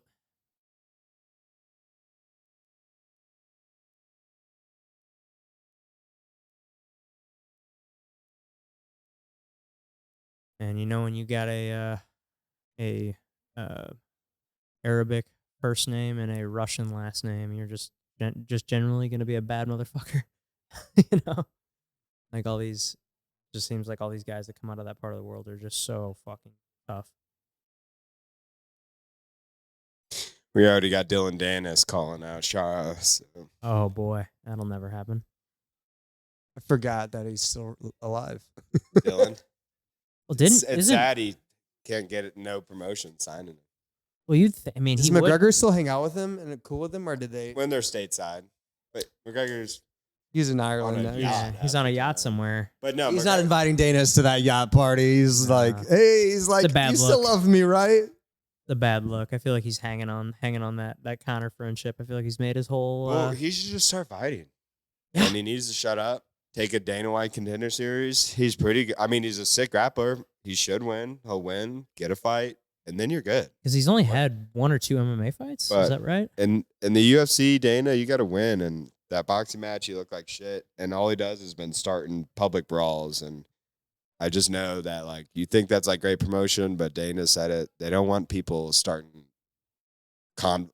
physical conflicts outside of the ring. Like, It's like you get paid to be. people think they love when Connor threw a dolly in a bus and all that. And sure, they used it, but like, so much follows that. You know, like that Right. is not we got the video Mhm. and that's it. Like lawyers, athletic commissions, like all that get involved. And Dylan's been doing that on those, small promotions, but all those small promotions are one-off events. Like they're not a Right. machine. They don't have. Thriller didn't stick around. Yeah, all those.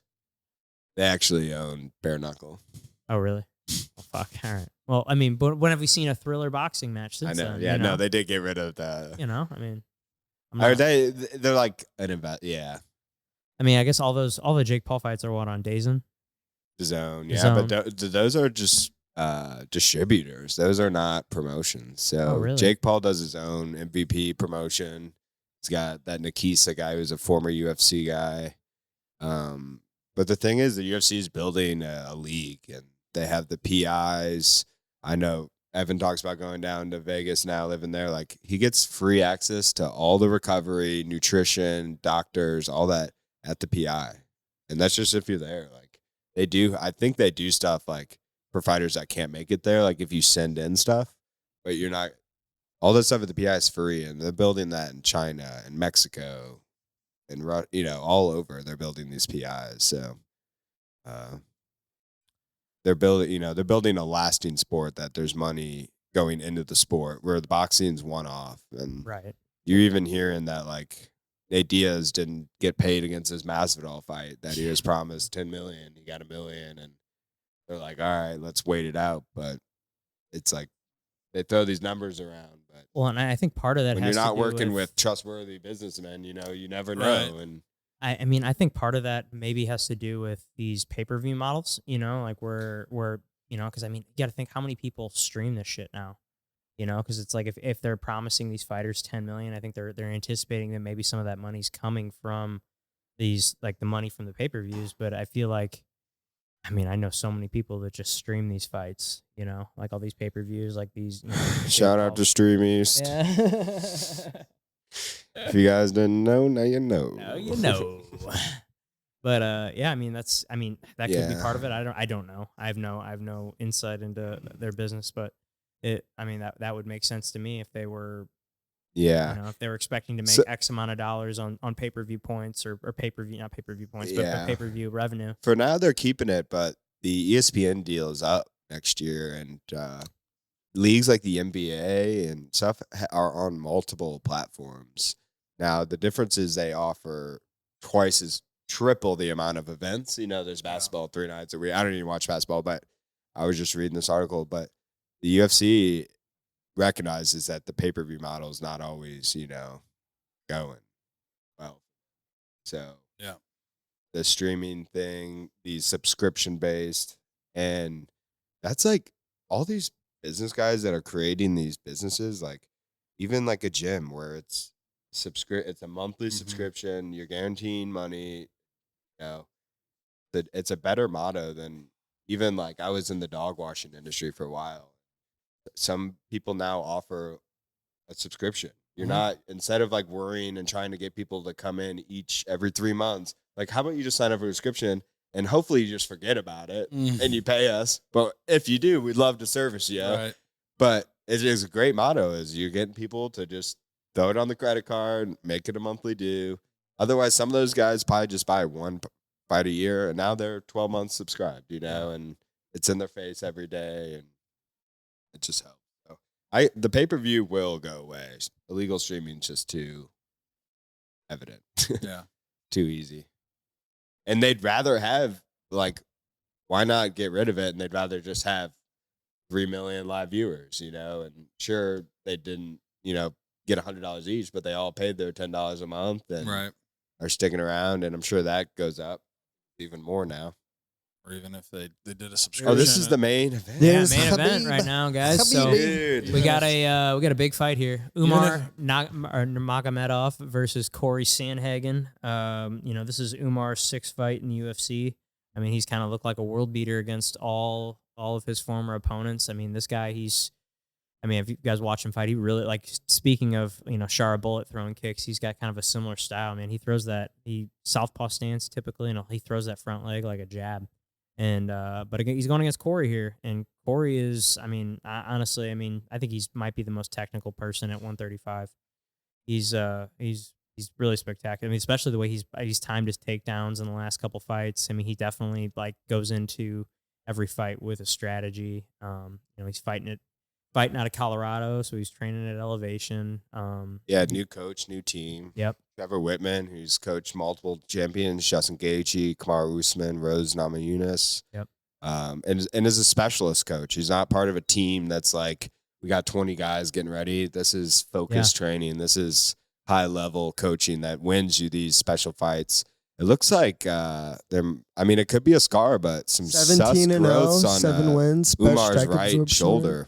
Oh yeah, you see those? Yeah, they could just be scarring. Everyone's got different lumps and bumps, but staph is prevalent in these big weight cuts and hard training. Yeah.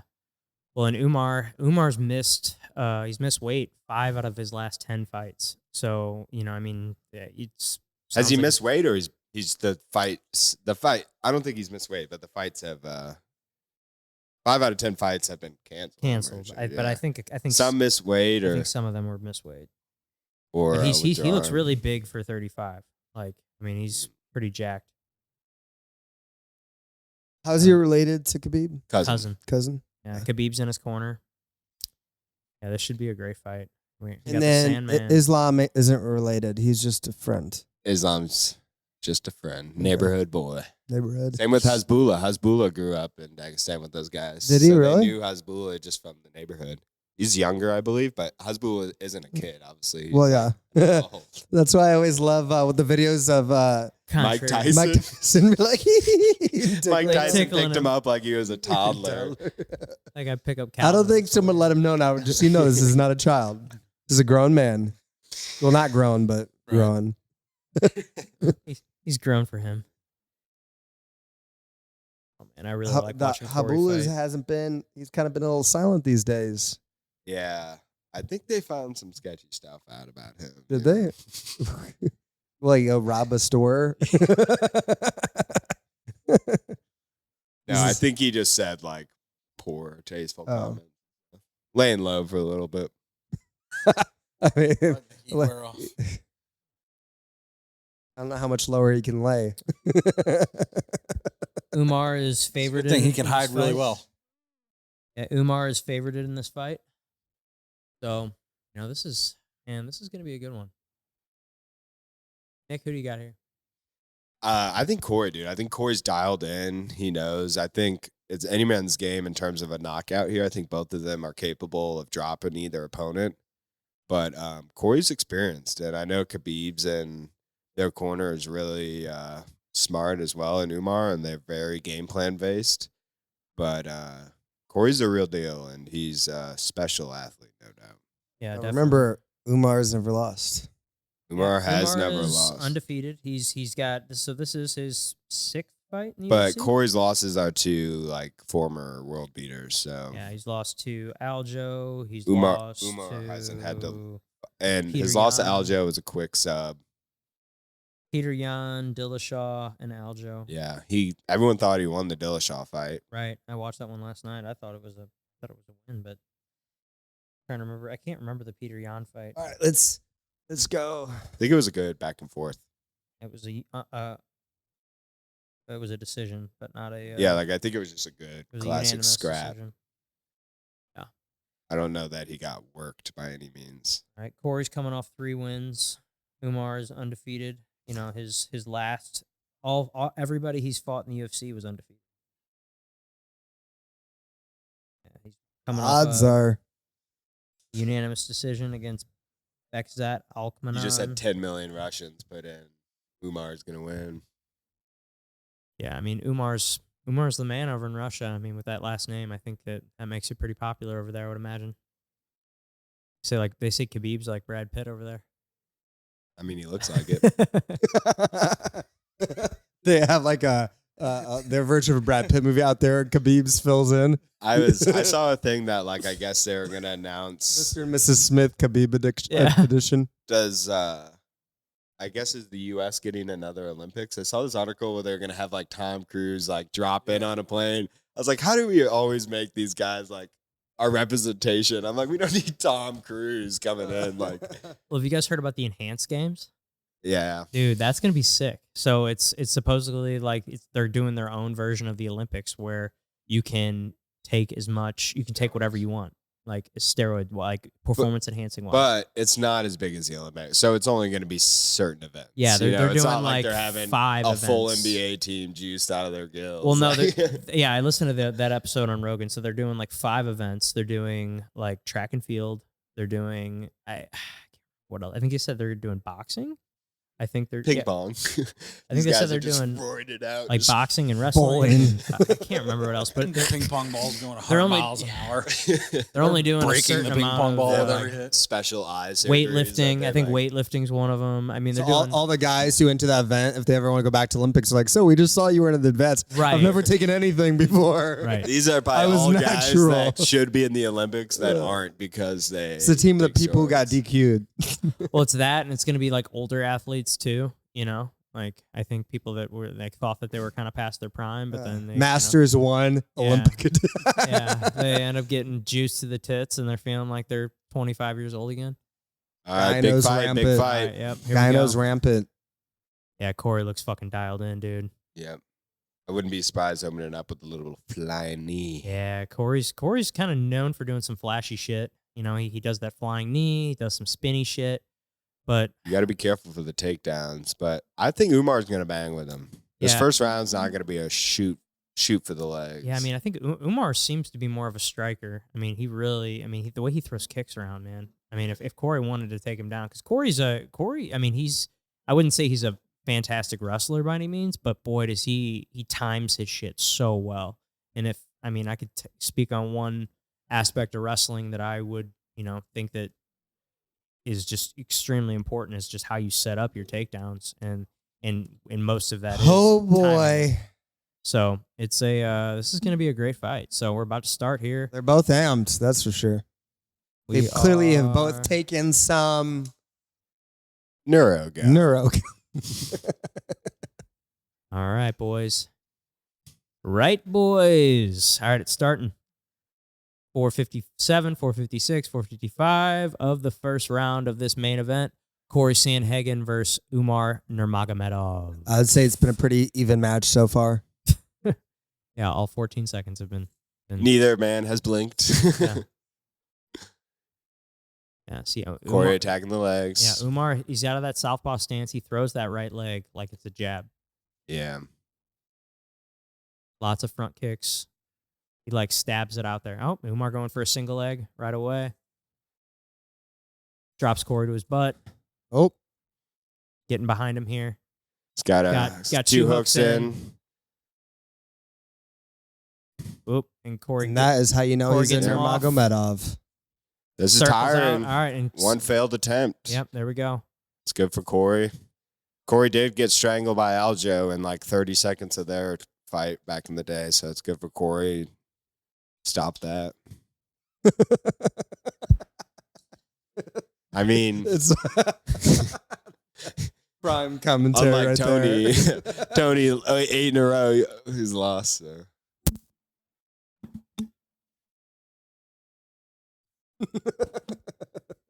It's good that he didn't get choked out that time. Usman's really Umar's really mixing it up, dropping low. I'm calling it now. Flying knee from Umar.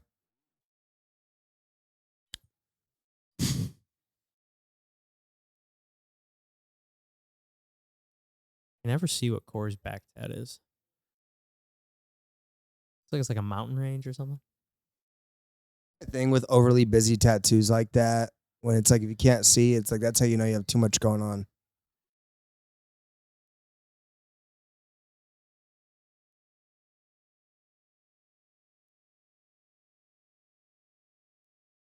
Umar's got Corey in a single leg here. But middle of the cage. Middle of the Tough to cage. finish those.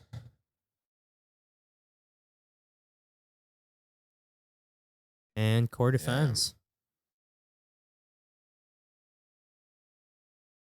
You're saying this is his first ranked opponent that he's fighting? Yeah, he did beat this guy, I guess, who's ranked number 10, but he has not. That guy didn't have a name himself. He has not fought any of where Corey probably has Yeah. 6 or 7 fights of all World title beaters. contenders or title holders. Yeah, this is Umar's first big name. yeah. This is the first fight he's had in the UFC where it's someone who people know. Yeah, Corey's been the headliner for at least 4 events, I would say. 3 or 4. If not just big fights on the card. For He's- sure. He's only been in big fights in the last few years. Yeah, I mean he's been sitting at the top of the bantamweight division for at least 2 years for sure. I mean it's really dude. they say the. Did you just fall? No, that was a shot. He just changed levels like that. I mean this fight kind of is. This is pretty much who fights next for the title really. So this I think whoever wins this fights the winner of Sugar and Merab. And this is a 5-rounder. Mm-hmm. This is good, though. I mean, we don't have a ton of footage on Umar. Sandhagen's defended a few of the single legs.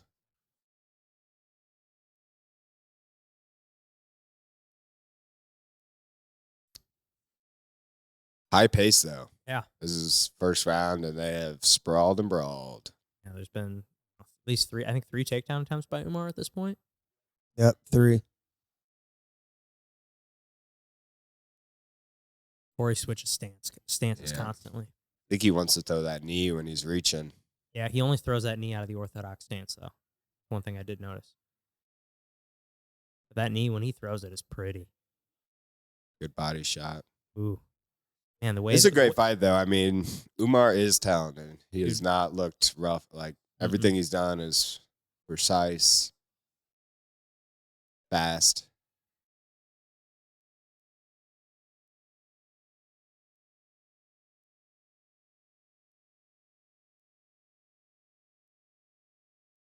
Oh, big takedown by Umar. Yep. Beautifully timed. On his back again. Right as one hook. And Corey does a good two job hooks. of Grambying out of these back attempt, like these back takes. That's one thing he have not. Yep. Crucifix. Oh, no. Nope. Oh, he's got him in the truck. Gonna go for a twister. Look at him. He's controlling that arm. 7 seconds. Knee bar. Corey's got a knee bar right Knee there. bar. Corey's got a knee bar right there. No knee bars. Wait, you can't do fucking knee bars? There's this like YouTube video of this guy getting disqualified at a jiu-jitsu tournament because he did a knee bar and you weren't that was like not part of the rule set. You weren't allowed to do that. And he stands there, what? You can't do fucking knee bars? And he throws it. He's got like a leg. Yeah, he he's like, throws it. He's like, you can't do fucking knee bars? Some of the like jujitsu tantrum videos of like people. oh, my favorites are when hilarious. the guy's like wife or girlfriend's like, get up or sweep him. And he just stops in the middle of the match. And he goes, shut up, Ashley. Yeah. Ashley, shut up. I think my favorite competition moment was the dude I accidentally knocked out when I like suplexed him down and the way his head bounced off the mat and then hit me in the head and like knocked him out.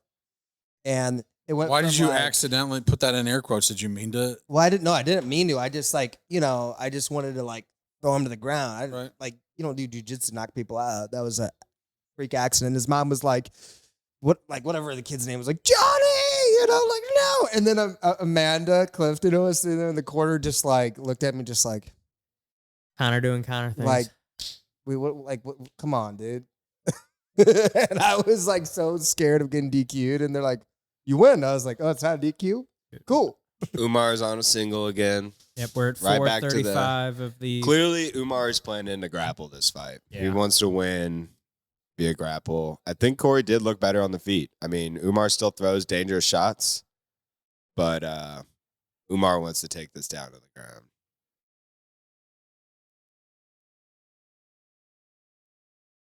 Yeah, we're at 4:14, 4:13, 4:12 of the second Nice. round. Again. Yeah, dude. Corey's takedown offense is on point here. Right, every time that Umar does that, he gets to the cage, uses that cage to peel him off. Oh, big left hand. I think it landed by Corey. Yeah, I do think Corey needs to get some muscle on one of these shots and really gain some respect back from Umar.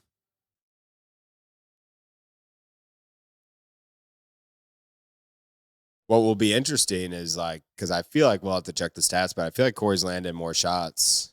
And Umar hasn't had any sub attempts, but he's just take down a hook and then stands up. So it can be tough to judge sometimes. He's looking to get a pick off all those kicks.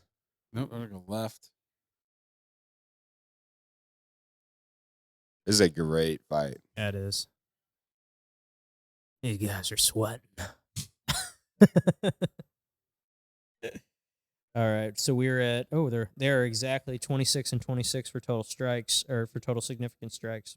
Oh wait, no, that's total strikes.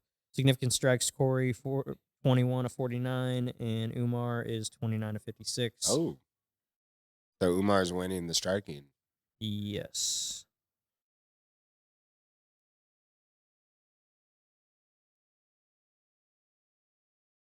Umar's had 5 takedown attempts, 1 for 5. Here, they gave him one of them. I always love when they catch that kick and then throw it back. I think it's so.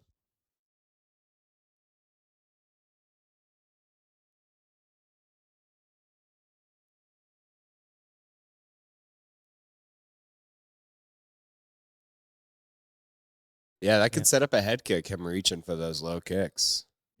Yeah, for sure. Because he's going for the takedown off catching the kick, but Yeah, if you're holding the leg, you're not protecting your face. Yeah. And Corey's definitely been pressuring. Corey's always been on the lead foot, Yep. chasing him down. Middle of the octagon. Controlling the center. Looks like Corey's cut Corey's bleeding out of that right eye. early in the fight.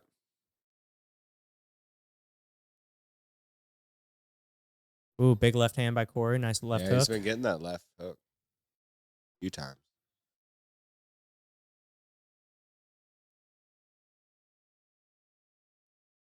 Yeah, Corey is the longer fighter for sure. Definitely got the reach advantage here.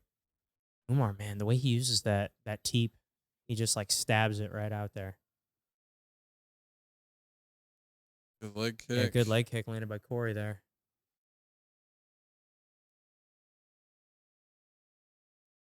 Look at that stat.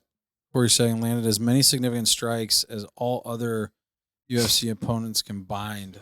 Damn. Nurmagomedov. Yeah. Yeah, because they all grapple. Oh, there you go. Off a kick. Ooh, Umar drug him to the there you ground. It's go. an interesting way to take someone down. That's actually kind of how I take back. Dude, look, actually, he's going to about it. Well, it's good when you're in the open. like going to that truck position.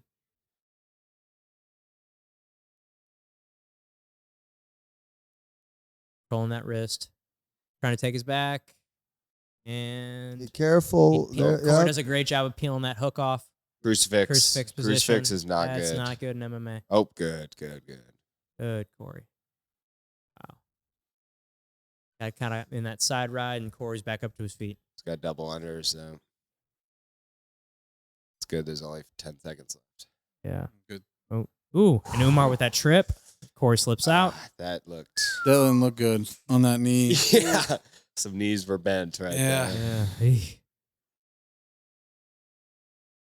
This is high level. Yeah, this is a hell of a fight here, boys. Umar Thank you, looks- Daddy Dana, for putting on such a great card. Umar looks unfazed. Yeah, 2 rounds in, 5-round fight. This is a great fight.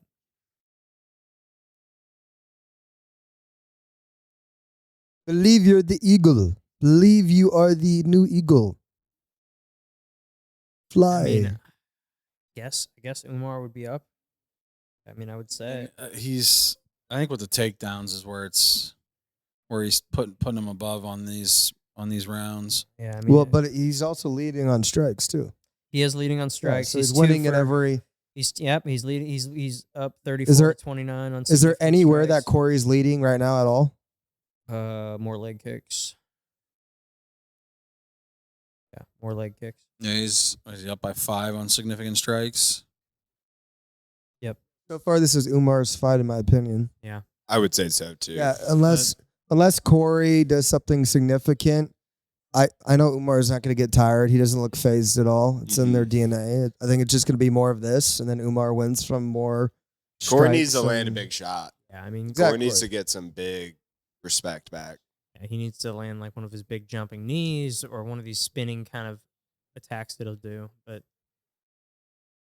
Which even then, I've never seen Nurmagomedov get knocked out. This is true. yeah, it They doesn't like happen. when have they ever been like really that phased ever? None of them. They're just like we got hit as children and we Yeah. keep going. They beat us with lead pipe. They did power slap with bears. We go outside in the forest and we wrestle bear.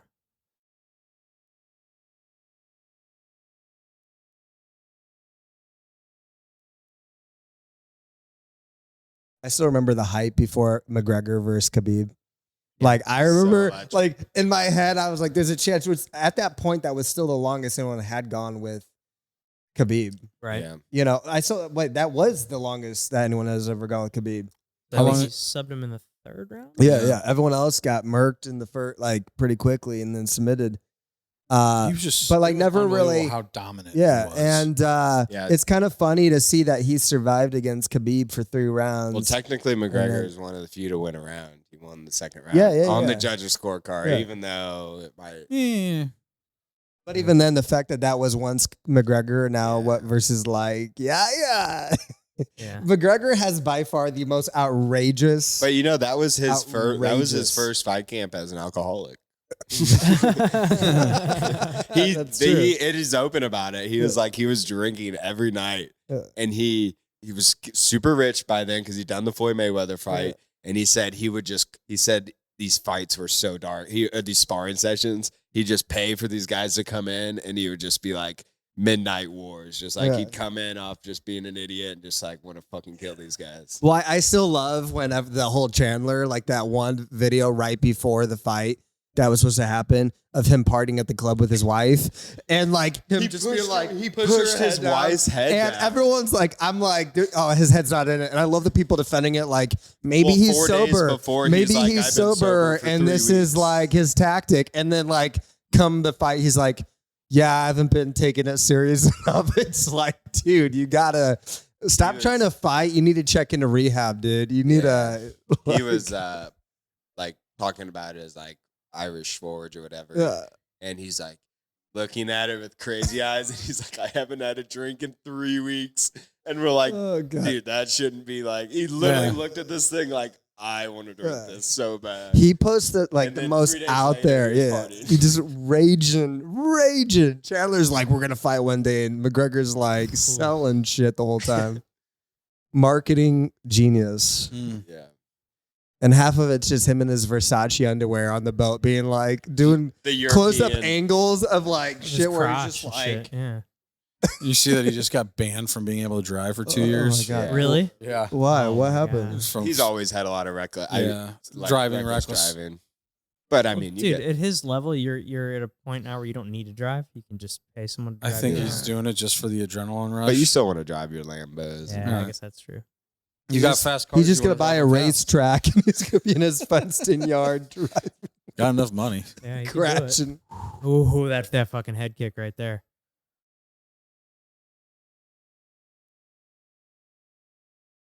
Corey needs a knockout. Yeah, I mean, I was gonna say Umar's definitely winning this third round. I think. And it's just so. I mean, Corey's number mean, if- 2, and If Corey and this came guy, out and he's just dominated the next 2, I could maybe see somehow he wins it. But right. But I mean, Umar's just. I mean, he's just He's a destroyer, man. so composed. well, Yeah, he's not tired at all. No, I mean, he's tired, but he's not showing it at all. he's controlling the But tempo. Umar for sure has not fought a 5-round fight. So It'll be interesting to see what happens in those last 2. 10 minutes is a lot of fighting.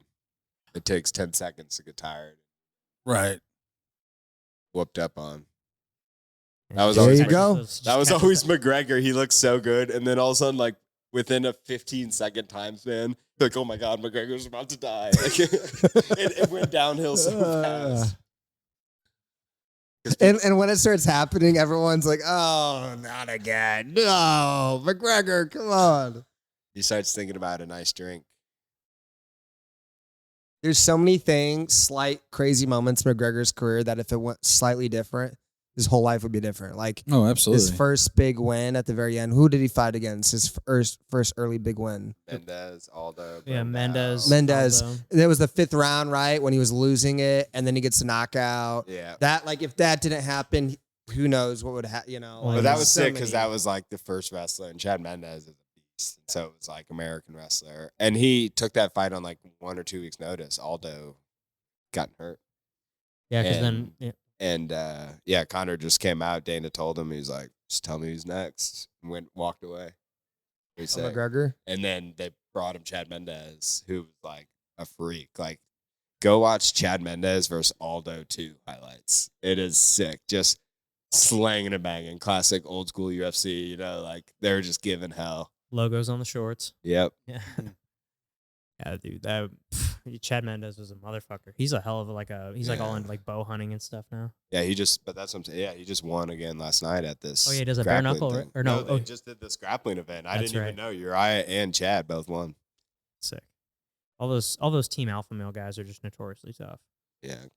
All collegiate wrestlers, Mhm. and gone MMA.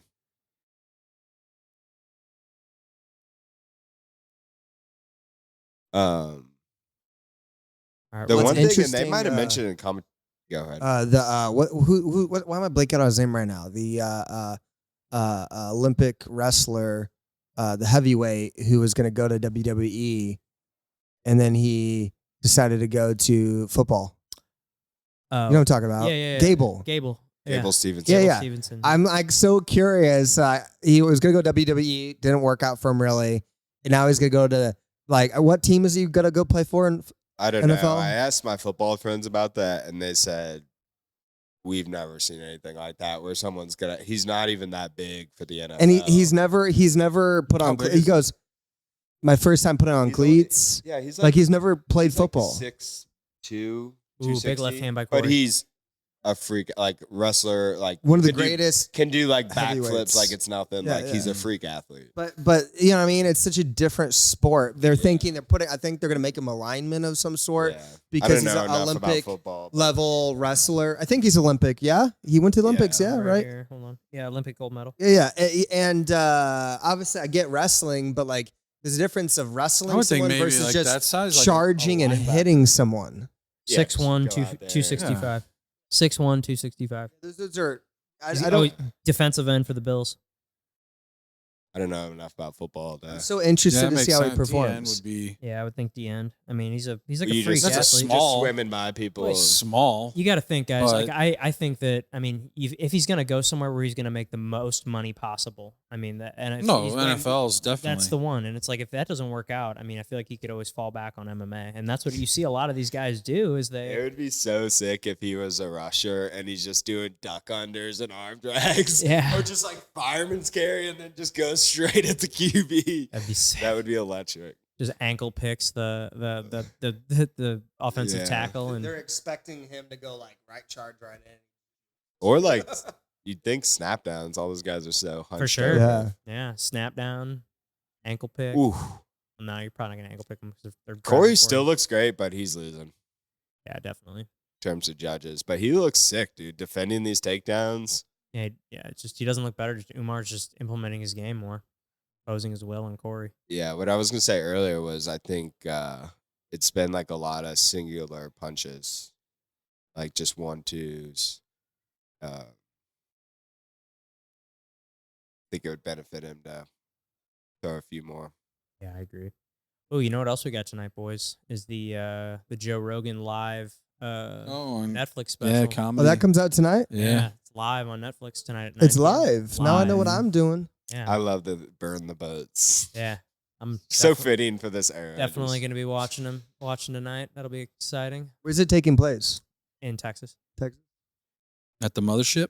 I don't think I think it's at an arena. I can't remember where, but I'm pretty sure it's like a big ass arena. That was still one of my favorite stand-ups I've seen live, and he was Is there a pro high sport as a in kite Austin? during that. For sure. What? Is there a pro sport out of Austin? Where are the Rangers?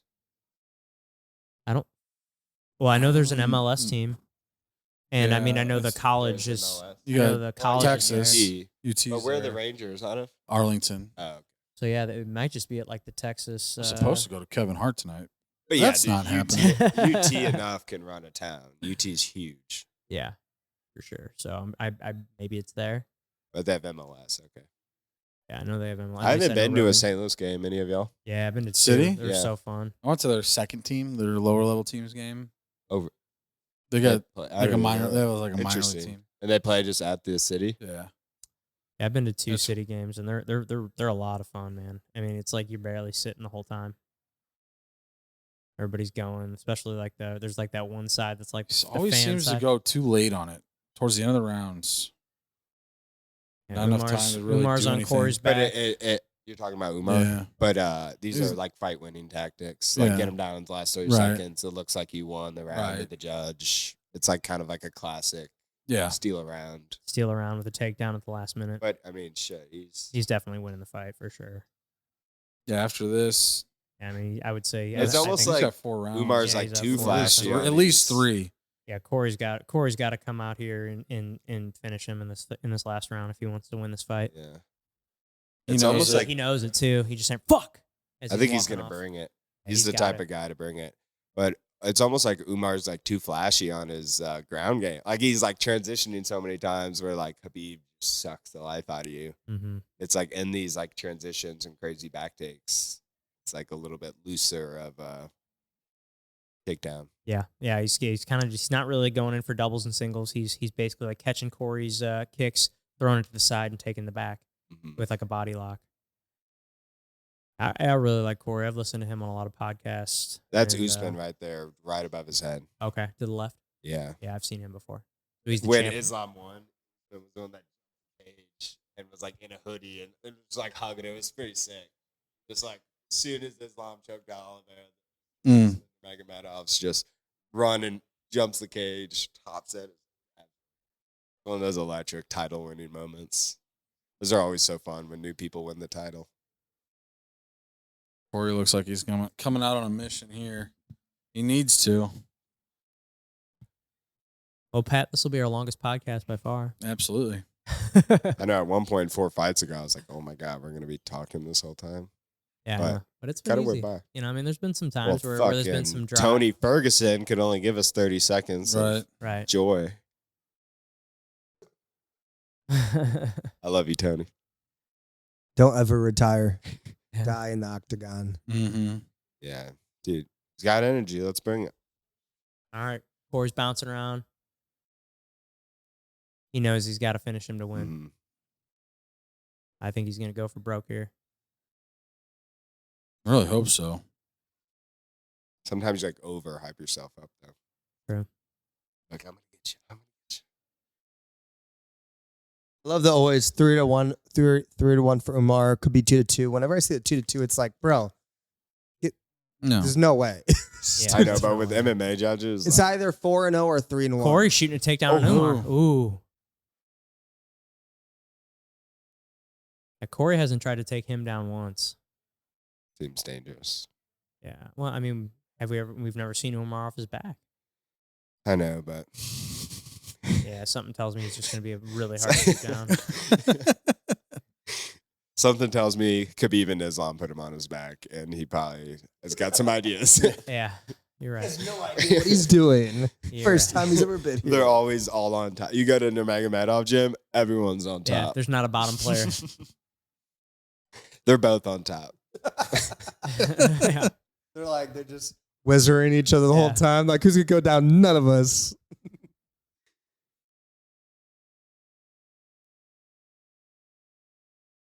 I still think punches and bunches would help. Yeah. Still been a lot of kicks and 1-2s. Yeah, they need to. I think Corey needs to throw in some combinations here and really get Umar backing up. Yeah, as I say, Umar's kind of walking him down now. You know, one thing I feel like you normally see Corey do is he's like normally trying to he's doing it a lot more now, but he's a lot more movement where he's like trying to create angles. Whereas this fight, I feel like he's just been kind of going toe to toe with Umar this whole time. Yeah. I mean, I think Oh wow, that was pretty.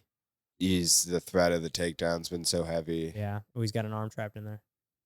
And Umar just he likes getting behind you and just pulling you straight to your butt so he can throw these hooks in. Move. You should toe hold him right there. Yeah, it's there. Can't get a tap. No for that. way. Nurmagomedov taps to a toe hold. Wrist lock him. Triangle. Triangle. Mm. Oh, Damn. right there. Wow. But the man, they're 5 rounds in. super sweaty. Sugar. Let's Yeah. go. Sugar I know and- Sugar's watching right now. Well, I mean, Umar's definitely a fucking threat. for sure. I mean, Hey guys, we got Marab. This is a Marab Umar fight. you're right. It's y'all Wait, are Corey's trying to acting like Marab didn't just carry Cejudo across the octagon. Rob got dropped by Cejudo. It's embarrassing. Just you know what? If I watch if Marab wins and there's a clip of Marab carrying Sugar around, I'm gonna send that to you guys every month for the rest of the year. Photoshop. Every week, you're gonna get just a video of Oh, them. we know who are. I not will get a inviting. shirt made of Marab carrying Sugar and get it shipped to you guys. There's been too many talks of one Chewy for both of your shirts, kids. jerseys. You're gonna get like baby jerseys of that. Yeah. We know who are not inviting to the Sugar Marab fight companion. Oh, I'm gonna be if Marab wins, I'm gonna be so obnoxious about it. I know you are. I hope it's devastating too. I got nothing to lose out of that fight. Flexibility. Yeah, what is even Yeah, going on? what position is this? Is now he's got him in like a top half guard situation. That's called the Nutcracker. They haven't taught you that yet. That No, will I be- haven't gotten there yet. That's the advanced white belt class. Gotcha. Once you get one of those Watson blue They stripes. call it the crotch ripper. Actually, This is our history. that's a move. They don't have them anymore. Oh, I heard they got rid of them. There's I like, remember- there's like I one remember- kid with the blue stripes Yeah. still. I'm like, dude, that means you have not been showing up. Yeah. I remember when Robbie's like, yeah, I just got to get like another blue stripe. I was like, what's a blue stripe? He's like, what do you mean? I was like, and then you got like, we have such different gyms. We got the blue stripes at Watson's. We got normal striping at Revive, but we don't even do it like, we do it like once a year, you know? And if you Yeah. miss it, you don't get promoted. And then you got Head Nod where No stripes stripes. don't exist. I kind of like that though. But I like when, did you guys heard about how we gave Jeff a stripe? Yeah, I saw that. And then Junior's like, we claim Jeff. He's one of ours now.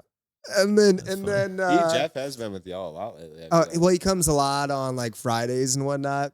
And in the podcast, I love when McKinney's like, yeah, we're going to delay him getting his purple belt now because obviously he has his purple belt now. But at the time, they're like, we're going to delay him getting his belt because Someone gave him a strike. someone gave him a stripe. So he has to be punished. And I'm That's so funny. Jeff's a the humor in the jiu-jitsu gyms is hilarious. I just laugh. Josh 'cause cracks me up. yeah. So funny.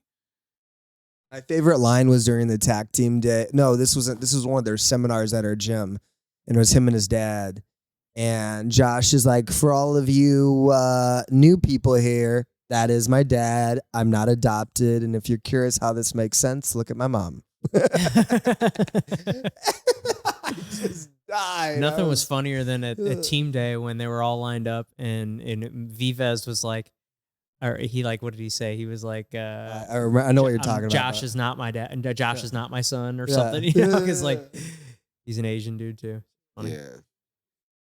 Yeah. Or then at our gym when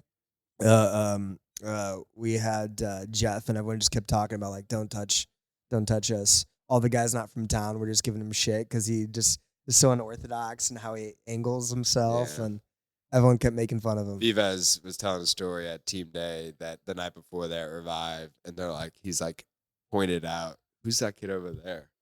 And it was Jeff, and he's like, he needs to be here. If he wasn't here, he would be in trouble. Like he's like, if he was out on the streets, I could just tell this kid would be. Yeah. Yep. And Umar won, as we all know. Love that hat. I've always loved it. I could see you wearing one. Yeah.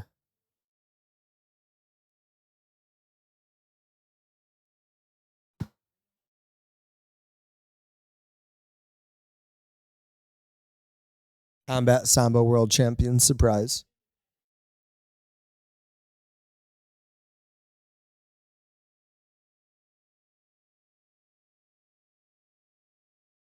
You have good defense.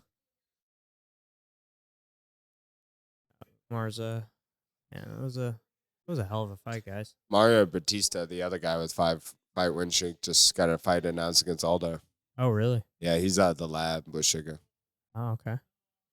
Oh, yeah, I've heard him. Yeah, I've seen him fight. Just like glue to his back, man. 17-0.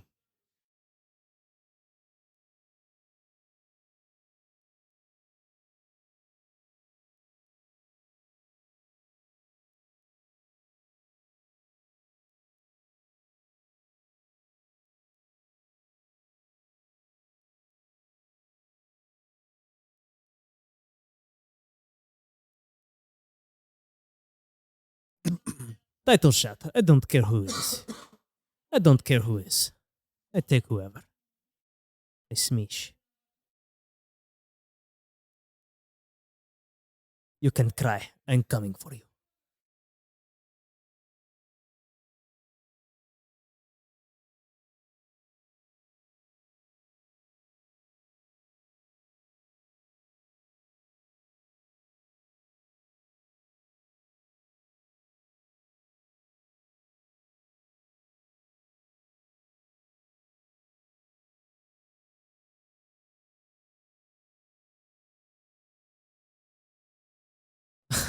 just thanking the whole world.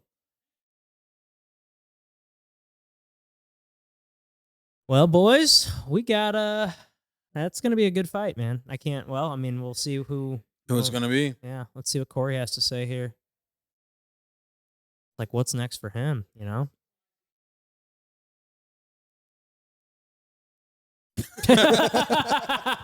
Yeah, he's real good.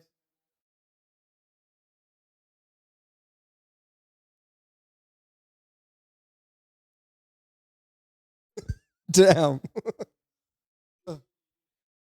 That's saying something. Yeah. He's like, yeah, have fun, guys. That's like Yeah.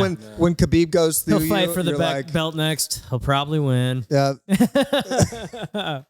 Damn. it's a statement Damn. from Mira. It's like when Khabib's going through, and you're like, God, I chose the wrong division. I was He's born in the still full of wrong fucking- time. Yeah. He's still full of fucking energy. Look at him. Yeah, man. Look at him. Well, that's the thing that's challenging with some of these like guys who are like these are elites, and then you get those gifted guys who are just so much better than everyone in the division. Where it's like, man, I'm never gonna be UFC champion as long as this person's fighting. It's like, you know, Well, yeah, you got those people that just kind of have their number, you know, like it's like Volkanovski.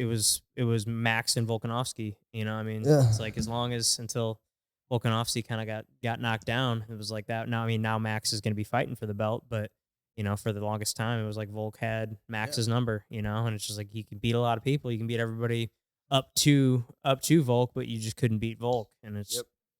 You know, I mean, but you know, MMA math doesn't always make sense. You does know, it's Volk like just have any because- fights lined up right now, or is he taking a break? I would hope he's taking a I think break. he's taking a break. Yeah, because I mean, he's had 2 really bad knockouts in a row. I think he needs to. I mean, what do I know? But I would hope he takes some time off. I think he's probably going to wait to see how this. Yeah, see Title what fight happens with shuffles Ilya and Max, because that's like the next fight that's lined up. I mean, it would be Max once. Wait, Right, I've if never. Max won the title fight. Max wants Volk because Yeah. Max still thinks he could be. yeah, he wants that back. When's the last time Max has had the? It's been a couple years for Because sure. Volk was still the featherweight. He lost to Islam. Let's see and here. then I he can look just that lost up. it to- I'd love to see Max get the belt back. Usually, it's very rare that they end up working their way back and getting it again. Max is- Yeah, dude, Max is like the people's fighter, man. When How he do you went not out on love- the BMF. He's like legendary guys, whether he's winning or losing. People like Max, just like Ferguson. Let's see here. Max first lost to Volk in he lost to Volk originally for the first time in where is it? 2019. Holy now, shit. Now read off all the wins he's had since Volk. Yeah, so yeah, dude, he lost to Volk in December of 2019, lost to Volk in July of 20, beat Calvin Cater, beat Yair, lost to Volk again, beat Arnold Allen, beat Jung Jang Sung, and then he just beat That's the Korean Zombie. the Korean Zombie. That's right. Then Man, he just beat. And then he just beat Gaethje in April. So, and I think he's set to fight Ilya in September. I think. Some good fights lined up. Yeah, we definitely have some good fights lined up. So, well, guys, thank you guys so much for tuning in. We will, hopefully make this kind of a somewhat regular thing. Anytime there's a good fight card that works out, and we can, do one of these, because this was I had a lot of fun doing this. I don't know about you I guys. enjoyed it. Yeah, so I mean, this is definitely a different way for us to kind of do the show, but we'll hopefully keep doing it. So, thanks to everybody that tuned in. If you haven't hit subscribe yet to the podcast, we'd really appreciate it. Those subscribes help us. So, like, subscribe, comment what you guys thought below. If there's anything that we can improve on next time we do a show like this, let us know. Maybe next time we can get Murph here and maybe get some professional camera for at least some of it, because I don't know if the cameras would last this long, but I'm sure we could figure it out. So, thank you guys. We will talk to you soon.